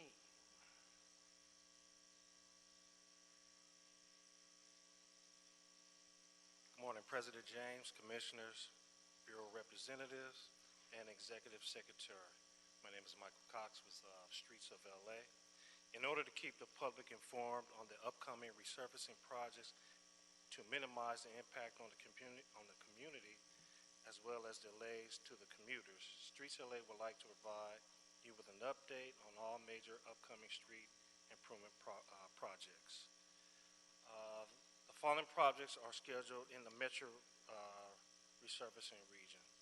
Saturday, December 14th and Sunday, December 15th, 6 a.m. to 6 p.m. We will cold mill and pave MLK Jr. Boulevard South Roadway from Malton Ave to Buckingham Road. Funding Pavement Preservation Program and CD10, South Los Angeles Neighborhood Council. On Saturday, December 21st of 2019 and Sunday, December 22nd, no major street projects are in the metro region. In the Valley region, Saturday, December 14th and Sunday, December 15th from 6 a.m. to 6 p.m. we will pave Reseda Boulevard from Cala Vista, Chimenez Ave to Rinaldi Street. Funded PPP and CD 12, Porter Ranch Neighborhood Council. Wednesday, December 18th, 2019, and Thursday, December 19th from 6:30 a.m. to 4 p.m. we will cold mill to Hunger Ave from Strathern to Satacoy. Funding is PPP and CD6, North Hollywood Northeast Neighborhood Council. Saturday, December 21st, 2019, from 6 a.m. to 6 p.m., we will pave to Hunger Ave from Strathern to Satacoy. Again, funding is PPP and CD6, North Hollywood Northeast Neighborhood Council. Press releases were broadcasted and notifications have been issued. Streets LA has coordinated with all the council district offices and to assist with the outreach to stakeholders, and we have coordinated with the Los Angeles Department of Transportation traffic control assistance. This completes my report. Thank you, Commissioner. Mr. Cox, Commissioner Davis. Superintendent Cox, right? Yes. I wanted to find out, thank you for this report. I wanted to find out if we have a time certain that we will take a break from the work during the holidays, and then if in fact there is a time, do we have a time in which we will resume again, provided it is holiday season? I did not know what we're doing. Correct. We have, on the 21st, we will be doing some work that weekend, and then moving forward, our work is going to be minimized. We will have some projects, not any major street projects from during the Christmas break into the New Year holiday. We won't be doing any major street projects. So we'll pick up after January 2nd or something with? Correct. Okay, great, thank you. Thank you, Commissioner Davis. Anything further? Thank you, Mr. Cox. Thank you. The oral report will be received. Agenda item number 5, Office of Petroleum, Natural Gas Administration and Safety. Hearing ordinance number 184956. Request to impose the second monetary penalty against Cooper and Brain Incorporated for non-compliance of insurance requirements listed as second offense. Recommending that the board first find that Cooper and Brain was already fined $10,000 for the first violation within the last 12 months. Secondly, find that Cooper and Brain Incorporated remains in violation of Section 5.2 insurance requirements of the franchise ordinance number 184956. And third, approve the monetary penalty assessed to Cooper and Brain Incorporated in the amount of $25,000 for failure to comply with Section 5.2 insurance requirements of their franchise ordinance. And fourth, direct the Office of Petroleum and Natural Gas Administration and Safety to issue violation to Cooper and Brain for failure to comply with Section 5.2, the insurance requirements of the franchise ordinance number 184956. This was continued from November 25th, 2019. Dr. Williams, you have a card in on number 5. Number 5.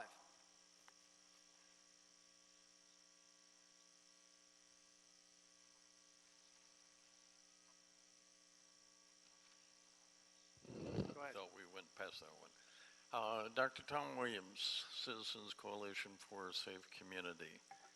I always go back as to, these fines are for insurance. Who's insured and for what? And that relates to, these are oil and gas pipelines, which occasionally blow out and are regulated by the municipality where they have a franchise. So is the city of Los Angeles responsible for any damages if there is an explosion, spill, or blowout of the pipelines? If they are, I think there's a basic problem if they don't have insurance against such events, because we, the citizens, taxpayers, are the ultimate liability holders. And so I say for the standard operations, you never comply with anything from the city, county, and maybe not even the state until, it's an economic issue. So I would highly recommend getting an estimate as to how much it would cost the city if there was a blowout, and have a bond, immediate action bond, available to Bureau of Street Services that would be sufficient to cover any eventuality of a blowout from a gas pipeline or from an oil pipeline, which you have franchises for. We highly support the activities of the Office of Petroleum Administrator, now Gas Administrator also. So we're quite concerned about this individually, but also from an industrial standpoint. 2 minutes. Thank you. Thank you, Dr. Williams. Wayne from Encino on number 5.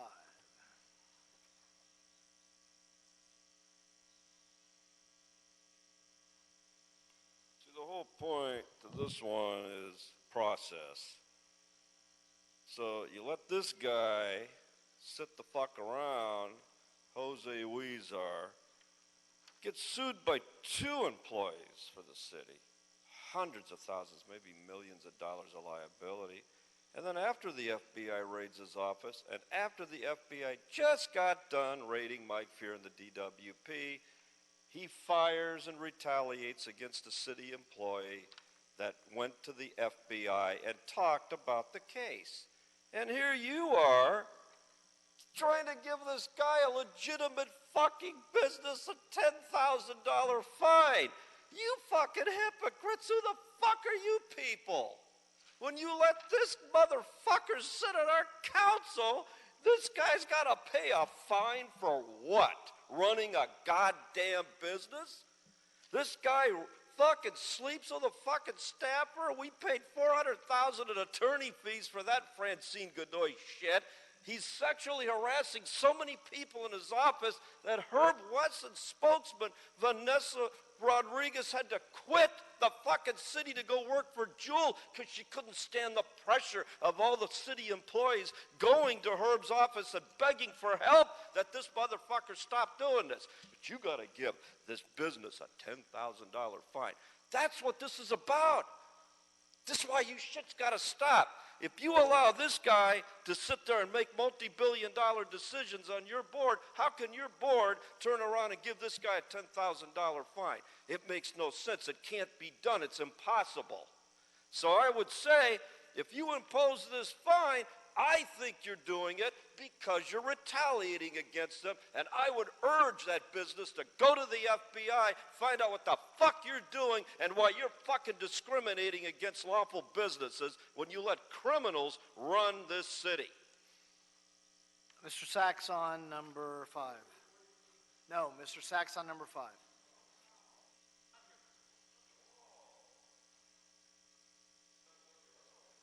Okay. So, actually, for the record, based on what's been going on in the county lately, the Board of Supervisors has created a whole new bunch of offices and commissions.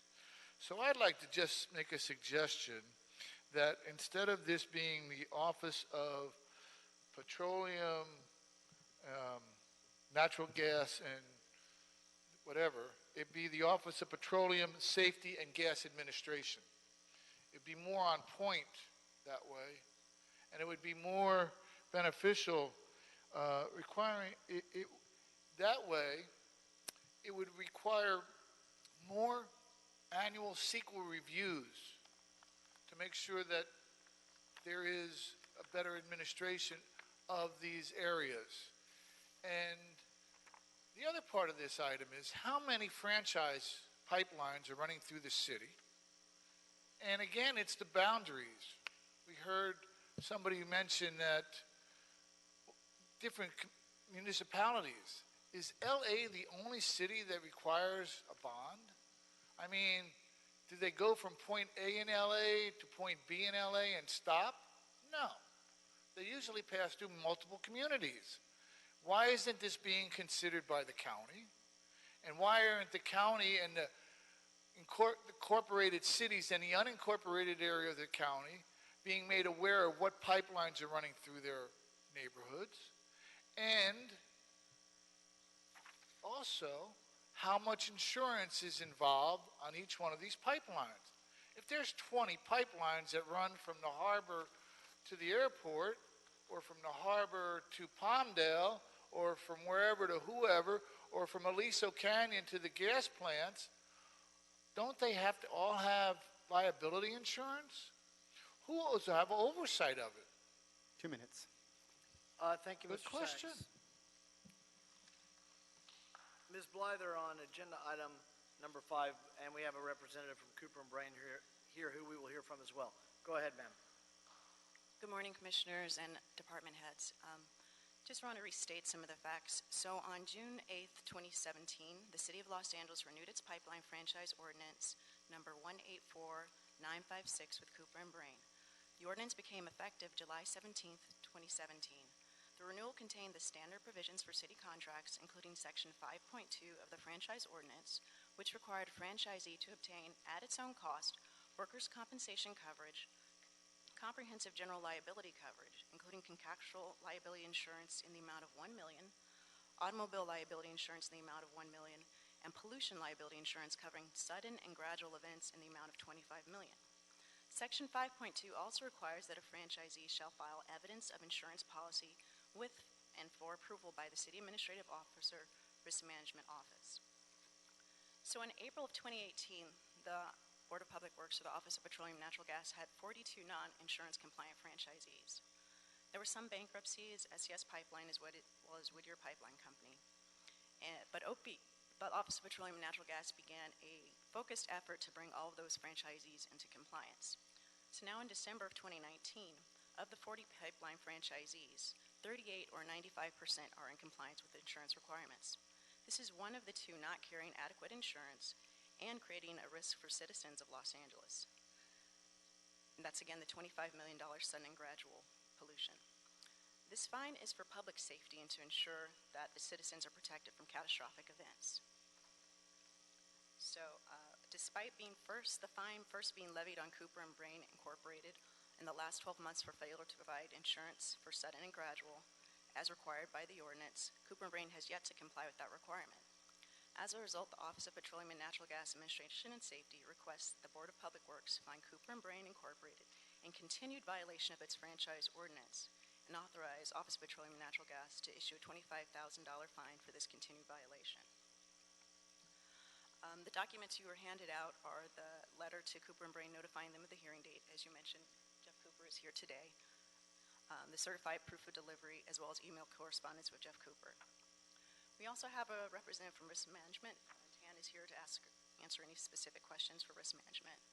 But again, Cooper and Brain Incorporated has yet to provide evidence of adequate and sudden pollution and gradual insurance for these types of catastrophic events, and has been out of compliance since July 17th of 2017. As of December 12th, the current policies are set to expire on December 31st of 2019, except for workers' compensation, which is set to expire January 1st, 2020. Thank you, Ms. Blighter. Was the first $10,000 fine paid? Yes. Okay. I was unclear about that. Any questions before we go to Cooper and Brain? Mr. Cooper.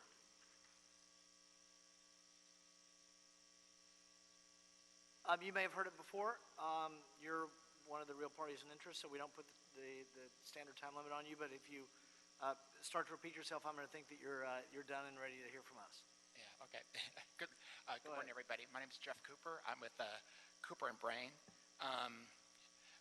This is regarding a small crude oil production facility we operate in the Harbor Gateway area. Basically, it's a line that goes to a pollution control device from the Howard Park lease, runs down Estrella Avenue to 135th Street.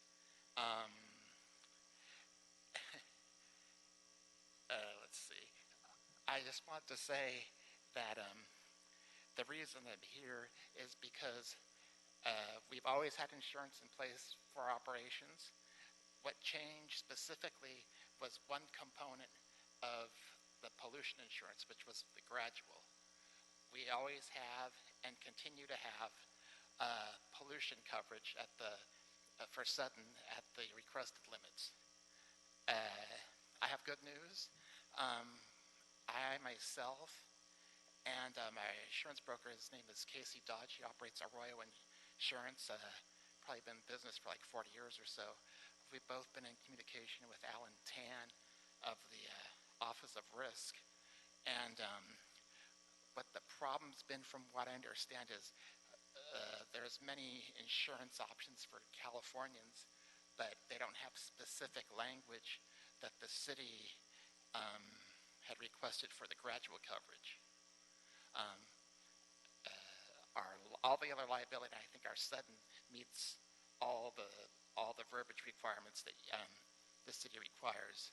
I think about 3 weeks ago or so, Mr. Dodge was able to, with the help of Alan Tan, locate a company that would offer this gradual pollution coverage. We filled out an application. I'm waiting for the paperwork. I talked to Casey, because I knew you guys want some answers day before yesterday. He said, we're good to go. I don't have the paperwork to present to you. It hasn't been, I know this is a thing, it hasn't been through lack of trying. A little aside, because we're here at Public Works, the oil operation, the crude that we sell goes to an asphalt refinery over in Southgate, which you guys are probably buying back to fix the potholes and whatnot in the city of Los Angeles. So we've got a raw material produced in the city that the city is using for its own betterment. I gave you, all of you, some material. We did a recent test of the pipeline integrity. That was done in October, because I know one of the things that you guys really are concerned about, which we are too, is the line safety. It's a low pressure, low stress line. We tested it. The state, those still kind of ground state, local standards are like an 8-hour test above operating pressure. We did that. It all held. So what I'm asking for you guys, obviously, is a little extra time to get you the paperwork for the coverage, hoping that one of the concerns being is this line leaking, that we show that the line is in good shape. Since we're just talking about gradual, we know as much as we can assure ourselves that there's a risk has been taken out. And we have, these operations are all inspected on a daily basis. the line that runs down the block is driven on a daily basis by our employees. So it's checked on a daily basis. That's 7 days a week.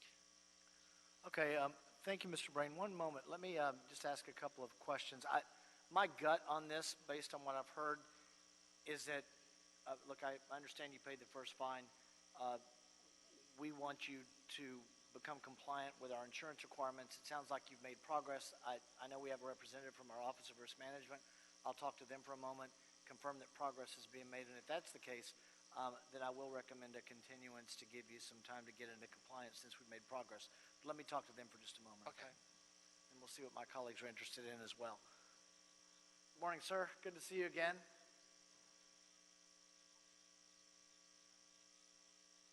Good morning. Alan Tan, CAO Risk Management.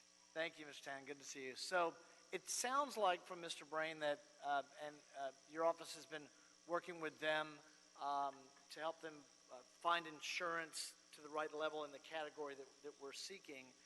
And it sounds like from his statements this morning that some progress has been made and that we just need some additional time to get paperwork completed. Would your assessment be consistent with what we heard this morning? As far as the assistance in finding the adequate insurance, that would be correct. Okay. Would it be okay with the Office of Risk Management if our Board of Public Works considered, say, a 30 or 45-day continuance for them to come into compliance? I think from the CAO's risk management's perspective, I don't think we would be objective to that. Okay. Thank you. Commissioner Davis, any Yeah, questions for Mr. Tanner or for Mr. Brain? Yeah, I just was trying to get some clarification. In fact, he has begun to pay premiums on his insurance now. I said I wanted to get clarification that Mr. Cooper has begun to pay premiums on his insurance already. I'm only taking that from face value as far as what he said. So I don't know if he's paid that off or okay, so I guess the purpose of the extension is that hopefully that'll be done by the time. Thanks. Thank you, sir. Mr. Cooper, could I speak to you for a moment? So, generally, obviously, you heard Mr. Tan. You seem to be on the same page. I know that our Office of Petroleum and Natural Gas Administration and Safety has worked hard on this in bringing people within compliance, and some have taken longer than others. Where we have seen evidence of progress and prior fines have been paid, we have, and people have asked, we've in the past provided one continuance at this stage. I recognize we had a continuance to get to this point, but that was on our side because of proper notice to you. Obviously, that notice issue has been satisfied. You're here. But I would be inclined to recommend a 30 to 45-day continuance for you to get your paperwork in order. My question for you now with you here is, how much time do you think you need so that we only have to do this once? Yeah, I don't know. I was afraid you asked that. You know what I would probably do, if I get back to the whole board or whatever, is talk to Mr. Dodge about that, and I could probably be Friday, get answers to you probably that or Monday on the exact date. I would think generally, I hate blocking, at least for our company and the way we do, we'll go through a review every 12 months. We usually do that review in December. And I really want to have the paperwork. Who we applied to is a new company that we haven't used before. So, but I would think that you'd like to see probably in the 30 days. We have some holidays and all that stuff, but I would think I could get paperwork to you. I'm going to recommend the 45 days just because it's 45 days. But let's hear what Commissioner Cloza would like to know. Thank you, President James. Thanks for your comment and your testimony. So it doesn't sound like you're certain whether or not you would have the right verification and paperwork to us within 30 to 45 days? Or What were you looking for? Are you looking for the application that we filed, or? whatever paperwork our Okay. petroleum office needs in order to verify your insurance. I can certainly show proof of application. I can get that to you. That wouldn't be a problem. Yeah, whatever it is. I Okay. guess I just wanted to clarify, since it seemed like it was unsure whether or not you would be ready within 30 to 45 days Okay. for the next hearing on this, because right now you're claiming that you are in compliance. Am I correct? Let's see. I'm not sure with the application what time the coverage actually comes into effect. We have the pollution coverage. We might have dual. I couldn't tell you that, but we have coverage that we've had existing with another company that's currently in effect. What we made the application to is to a different entity, because the entity we currently use doesn't have the gradual pollution wording that's acceptable to the city. So you're saying it's a technicality and that you are covered. Is that what you're, just so I'm just clarifying what the claim is that you're making? Oh, well, like, what my claim is that I guess there's insurance formalities. We wouldn't have been able to apply if they didn't want to take, from what I understand, with the broker, we wouldn't have wasted our time applying if they wouldn't have thought they'd accept the risk of our company. Okay. I can ask some. I don't have any questions for you at the moment, but I'll have a few follow-up questions from our city risk manager, Mr. Tam, and also Ms. Blyther. Yeah, thank you.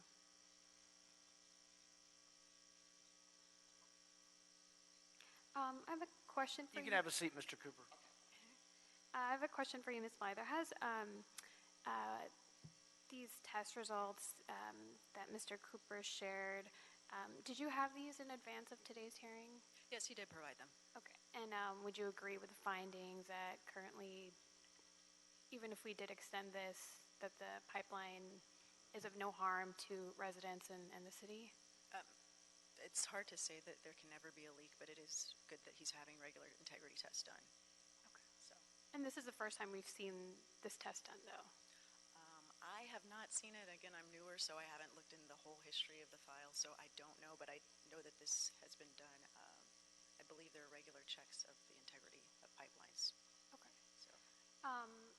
And have we received any complaints from any constituents or stakeholders as it relates to this specific pipeline? No. No. Okay. And this might be either a question for you or a question for a risk manager here.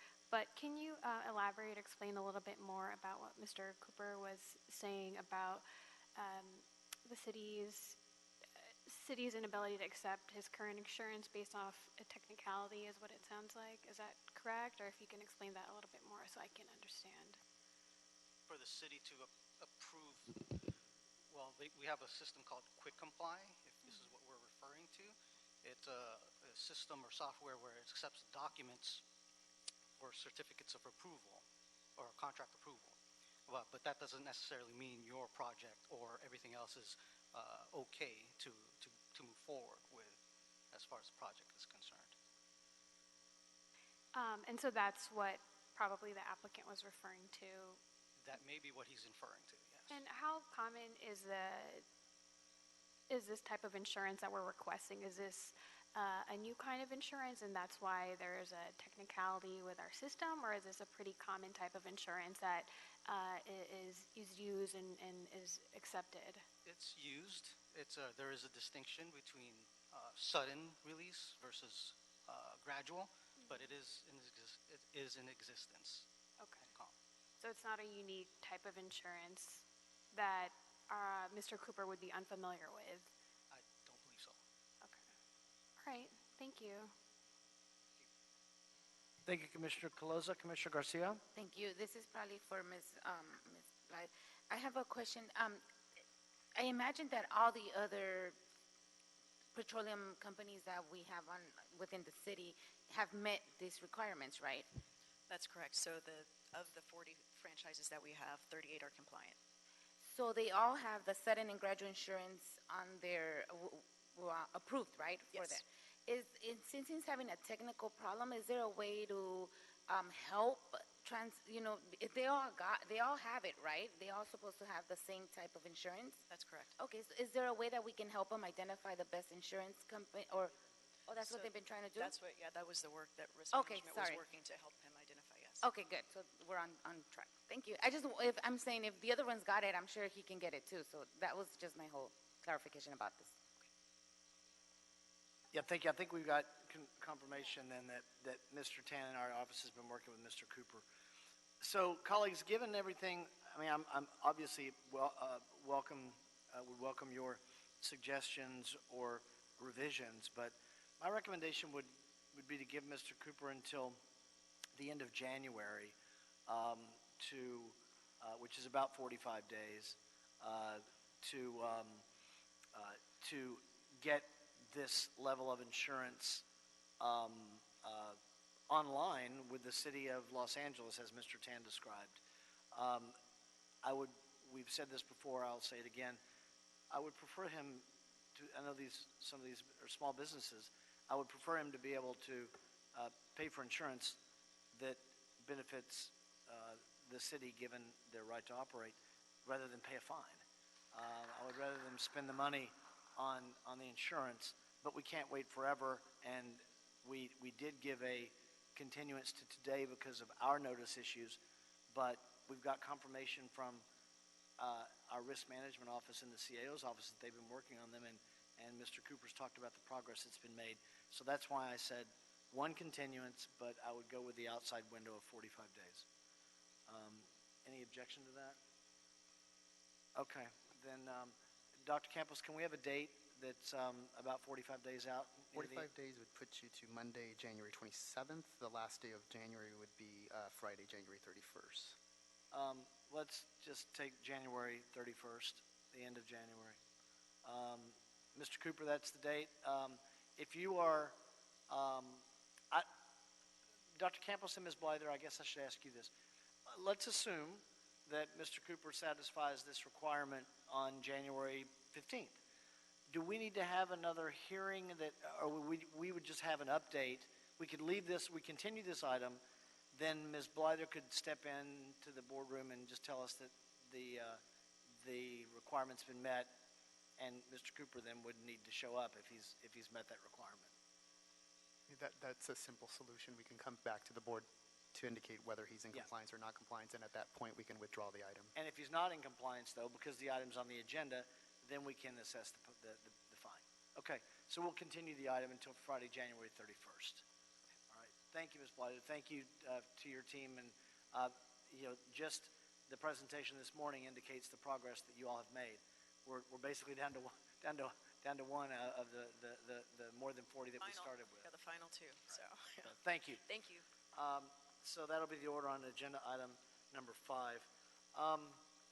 Let's go to one more voting item.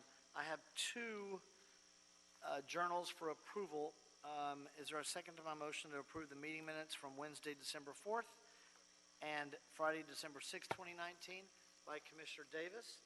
Any objection on those meeting minutes? Without objection, those meeting minutes will be approved. Dr. Campos, have we cleared the desk of all the voting items? Yes, you have. Okay, then let's go to our oral report on our crisis and bridge housing projects from engineering. Mr. Tanageri, good morning. Good afternoon, sir. Good afternoon. Wesley Tanageri, Bureau of Engineering.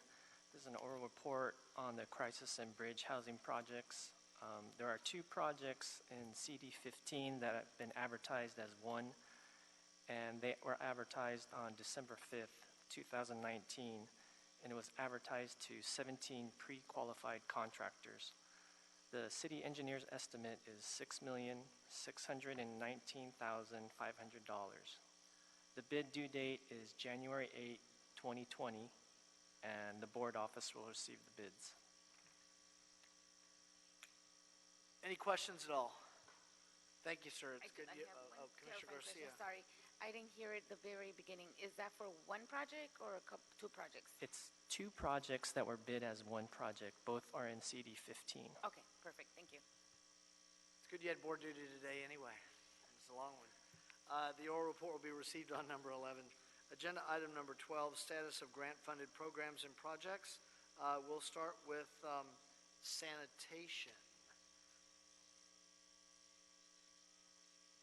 Ms. Prophet, hi.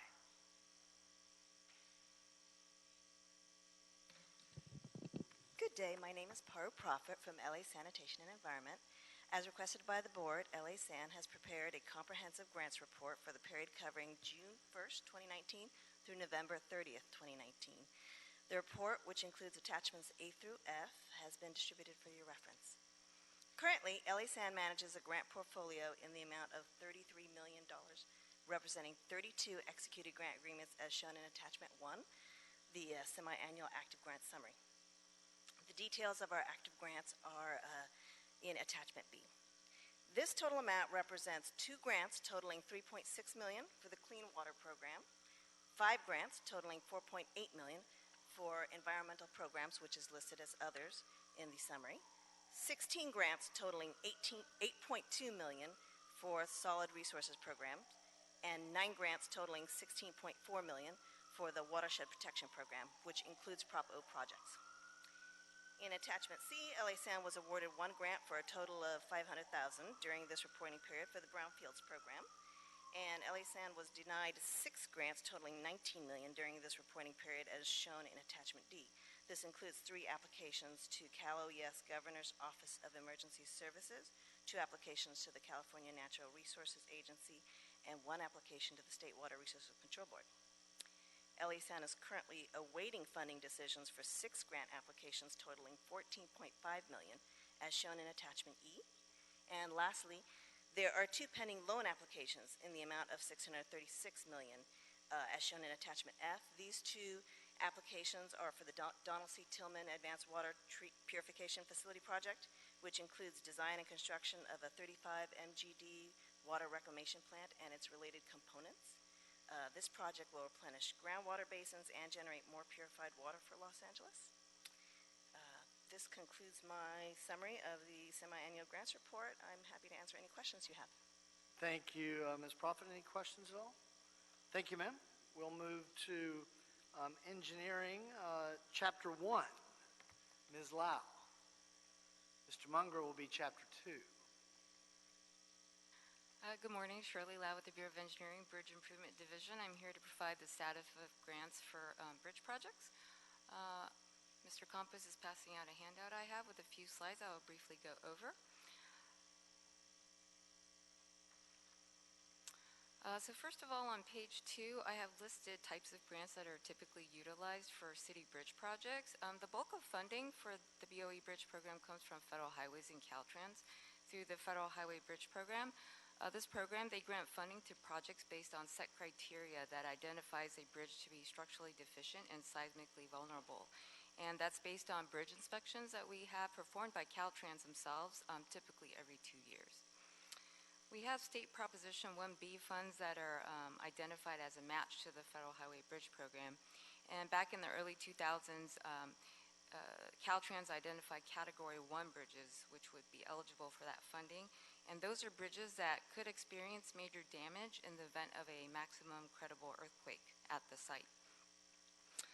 Following that, we have Prop C-25, Active Transportation Programs, 710 Mitigation Funds, and Measure M Local Return. Those are funds that typically we use to supplement the bridge funding, and they often pay for non-motorized components, such as for pedestrian elements and bike elements. And so the next few slides, I have 2 slides. The next 2 slides are for design projects. We do have 5 projects in the design phase, totaling $124.5 million. They're in various stages of completion. And following that, we have 8 projects listed under the construction project summary. And they're also in various phases of completion. The remaining 3 slides that I have, I'd like to just highlight 3 of our bridge projects in construction. On slide 8, we have the Red Car Pedestrian Bridge. It's also known as the first phase of the larger Glendale-Hyperion complex of bridges. We are roughly 85% complete. This is a prefabricated bridge that spans the Los Angeles River on existing and newly retrofitted piers that once held the red car trolley in that area. And so we wanted to build this pedestrian bridge first because it is a mitigation measure for when we do retrofit the larger Glendale Hyperion complex of bridges, and that's set to start early 2021. So the main pieces of the bridge are already installed, as you see in the photos. We have some railing and lighting work to be done in the next few weeks, and project completion is set for January 2020. The following slide I have on sheet 9 is the North Atwater Bridge. It's a non-motorized multimodal bridge over the LA River connecting Atwater Village to the Griffith Park. It has two separate paths, one for pedestrians and bicyclists and one for equestrians. We're also wrapping up the work on the project this month, and we look forward to opening that bridge also in January 2020. And lastly, I just want to highlight Soto Street Bridge Widening Project, which is in the Lincoln Heights El Sereno area in Council Districts 1 and 14. And that's underway, roughly 25% complete. This bridge is, the Soto Bridge is over Valley Boulevard and also over active Union Pacific Railroad tracks. We have performed a lot of the grading improvements for the street widening work, and recently we did some demolition on the abandoned rail bridge over the UP tracks. Demolition occurred at night and in 2-hour increment windows that was allowed by Union Pacific. And that project is anticipated to complete by August 2021. So that concludes my brief update. I'm happy to answer any questions. Thank you. Any questions from Ms. Lau? Thank you, ma'am. Have a nice weekend. Thank you. Mr. Mongra, Chapter 2, Engineering.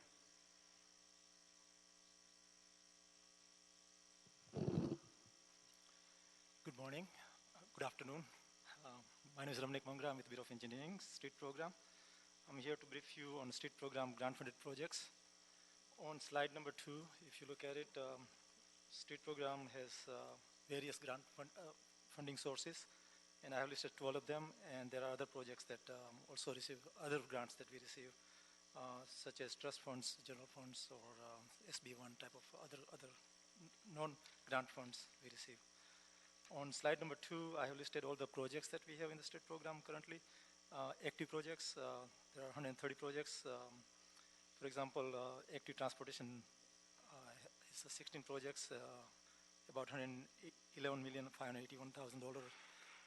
And if you look at it, overall, all the projects, 130 projects, it's about $340 million program, and construction cost about $300 million. If you go to slide number 4, this is a project I want to just emphasize that I have 3 different projects that I want to showcase here, and just to let you know that this is the type of projects we have in the state programs. The first one is East 2nd Street and St. Louis in City 14. This is actually there are 2 projects that was awarded under one contract. If you look at before and after pictures, obviously we constructed on a local street mini roundabout, and also this project has sidewalk improvements, reconstruction of sidewalk improvement, curb ramps and curb extensions, and street lights and stripings. This project is about 85% complete, and we expect it to be completed in February 2020. Next slide. Slide number 5, this is Descanso Drive at Sunset Boulevard reconstruction. If you look at the before picture, it was in bad shape, and the other side of the street is also in similar shape, and the Median Island, the landscape was all overgrown. If you look at the picture below it, after construction, it's beautiful, and it complies the fire department requirements while cars are parked on the side. This project was completed in September 2019. Our partners were LIDOT, BSL, LIDWP, and CD13. So in this project, we had a full reconstruction of the roadway, sidewalk, curb ramps, median islands, street lights, speed humps, trees, landscaping, and handrails. And the last project I want to go over is Hamilton Avenue widening, Patton Avenue to Barbara. If you look at the picture before on the left-hand side, you can see the dirt. There was about half of the street that was not paved. So when developer developed on the south side of Hamilton, they developed only half of the street.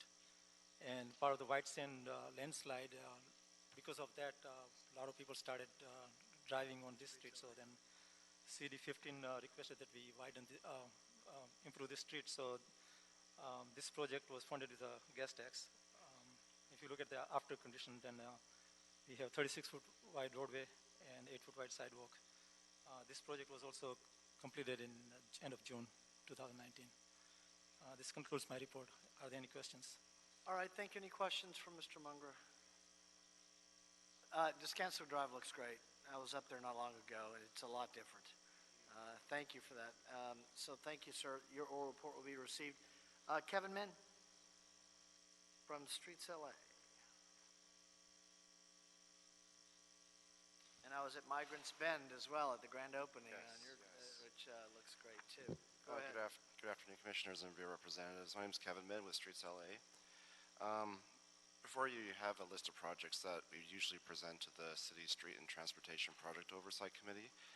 It represents 53 projects that our Bureau is currently handling, of which 15 are in construction, 12 are pre-design, 17 are design, and 6 are going through some Caltrans approvals at this point. Our Bureau receives a large amount of our funding through the state's active transportation program and through the MetroCall for projects. The MetroCall is no longer an active program, but we still have a lot of funding that has been legacy funds through Metro. Our other funds come from the federal and state Safe Routes to School programs, Highway Safety Improvement Program, Community Development Block Grants, and other various sources like Measure R, and recently the CRA excess bond funds that have been distributed throughout the city. We're gearing up right now to apply for Cycle 5 of the Active Transportation Program. The state is anticipating having roughly $440 million available statewide. In our last cycle, we were successful in securing over $25 million through Cycle 4 for a project in South LA along Broadway and Manchester. Since our last report, we've applied for 2 projects under the state's Caltrans Sustainable Communities Planning Grants, one of which is to do our data collection for our Healthy Street Index, which will look at various components of all the streets throughout the city and create a scoring criteria to help us prioritize which streets to attack first with our resources. The second project was to do a Olympic venue assessment, walkability audit, basically of all the Olympic venues that we're intending to host the Olympics in 2028. And this is to look at the sidewalk conditions, access to transit, shade, other various components that may affect the visitors of the city of Los Angeles during those games. With that, I can answer any questions that you may have. I don't, Kevin. Oh, you know what? I totally forgot about the Migrants Bend. I just want to, the handout that I gave you, this was a very proud project that we've had where we completed about a month and a half or 2 ago, where we got funded through the state's active transportation program and through some old CRA funds to essentially reclaim a right turn slip lane along Cesar Chavez between Spring Street and Broadway. We've created another 7,000 square feet of usable pedestrian space and 2,800 square feet of landscape space. The interesting about this particular plaza, we planted the largest street trees that we've ever planted, over 96-inch box trees. Setting records. Yeah, and which is a unique thing for us. And these landscaping and plaza will be maintained by the adjacent La Plaza development. So we're working with them on a long-term maintenance agreement and a long-term maintenance plan. We have a second site that's not shown here that's in construction right now on Cesar Chavez and Grand Street, which was very similar in nature, and we're very excited to present that once that's done. I'm sure you'll get some invites to the groundbreaking, or to the road and cutting. We love these projects. Mr. Mann, you guys are doing great work on it. And this report, the paper's always a weird size, but when you show us this kind of information in words that are big enough to read, you kind of have to do that. But the organization of the report's very helpful to give us a sense of everything you all are working on and the costs and the budget and the status, all that. Very helpful. Thank you. Okay, great. Commissioner Garcia. Thank you, President James. Kevin, yes, I agree. This report is actually very nice. Yes, it's big, but, I like it when they're very sectioned and we can actually see the flow of one project all in one place. So thank you for that. Did you create this? Because it's actually pretty good. Yes. It's something that a lot of the bureaus use it through the UPRS system that BOE maintains, but we've customized it a little bit to make it a little bit more suited to our program. And my second question, you said on the Migrants Bend on Cesar Chavez Transit Corridor project, you guys put in the largest trees. Were those pink ones, the pink trumpets that you put in? I see some in the background. That's why. I don't think they are pink trumpets. I'm not the landscape architect, so don't quote me. I believe a couple of them are oak trees, but I can get you the exact species on those. Oh no, I just wanted to see if we had just newly installed those pink ones in the back. Yeah, exactly. The ones that you're seeing in the back, those are the new trees that we planted. Okay. So we planted 196-inch, 182, and 272, or Okay, got it. 84 and 72. Got it. And I quickly asked President James if those were utility poles because I just saw 3 of them, and I thought that's a whole lot in one place. But he clarified that they're part of the artwork, right? Yes, that's actually not an actual utility. We installed those as part of it's to represent the old railway that used to run along here, the electric railway. So these utility poles are more of an artistic expression of that old railway. And if you see the dual-lined black sort of track, and with plaques in this sort of representation of that heritage. Oh, very nice. Okay, thank you for that explanation. Thank you. Thank you. Thank you, sir. Okay, thank you. The oral report will be received. Dr. Campos, have we cleared the desk other than general public comment? Yes. Dr. Williams on general public comment.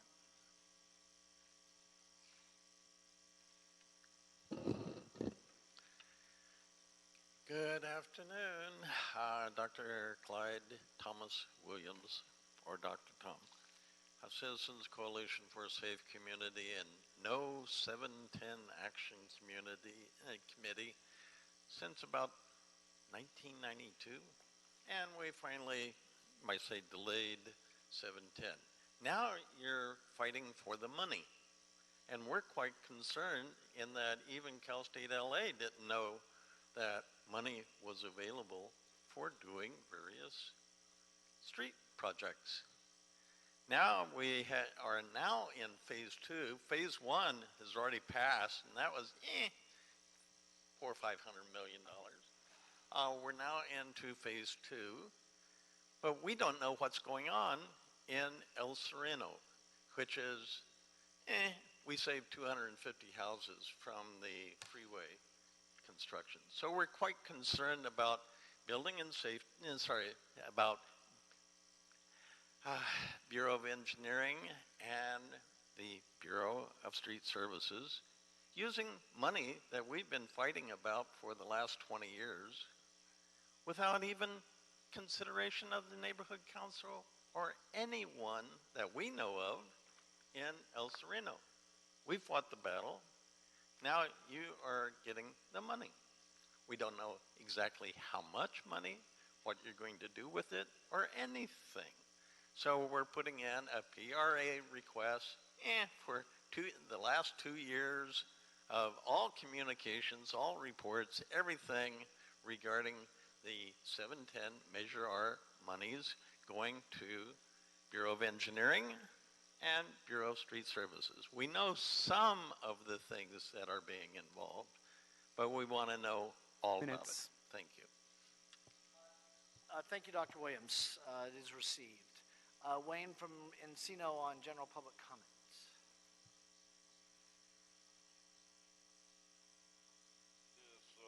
Today I found on the floor the world-famous second-floor drinking fountain, broken fountain unit. Now, this thing, it's plastic. I can't believe this cheap shit that you guys are buying for what should be stainless steel. It's plastic. Look at this. And it just falls off, and then they actually tried to glue it on. This is your maintenance people of Public Works. So, could somebody please finally fix this thing? We have 4 council offices that have asked to have this fixed. It's been broken for a year now. It's down on the 2nd floor next to the men's bathroom. And then also, in addition to your shoddy work, we have a bunch of other things going on Hoover Street between James M. Woods and 8th Street.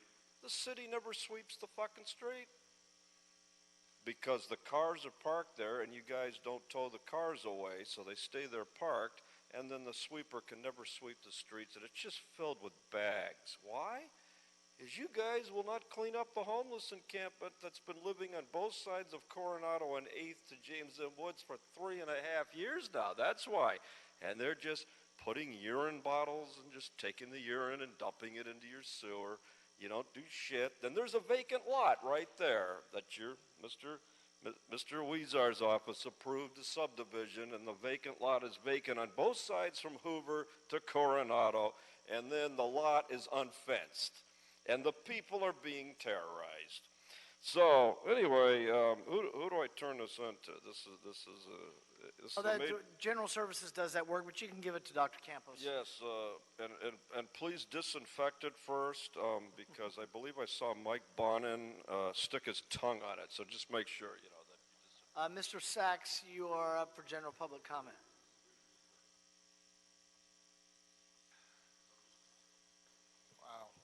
Yes, thank you.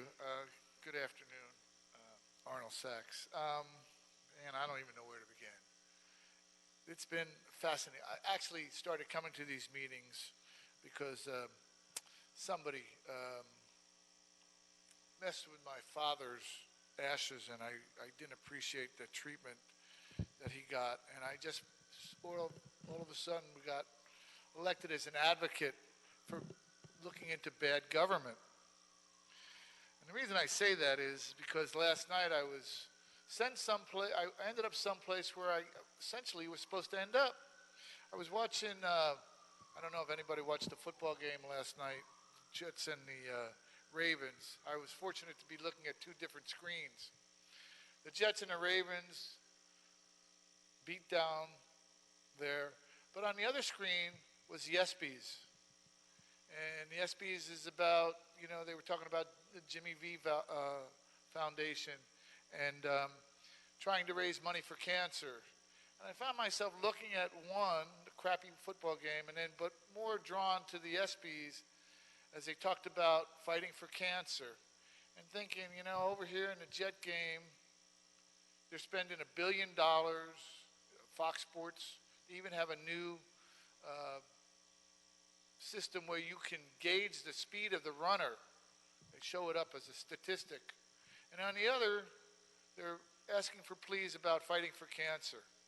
And so you get, which is which? Should we spend billions of dollars on football, or should we spend millions of dollars on cancer research? And it's a broken system.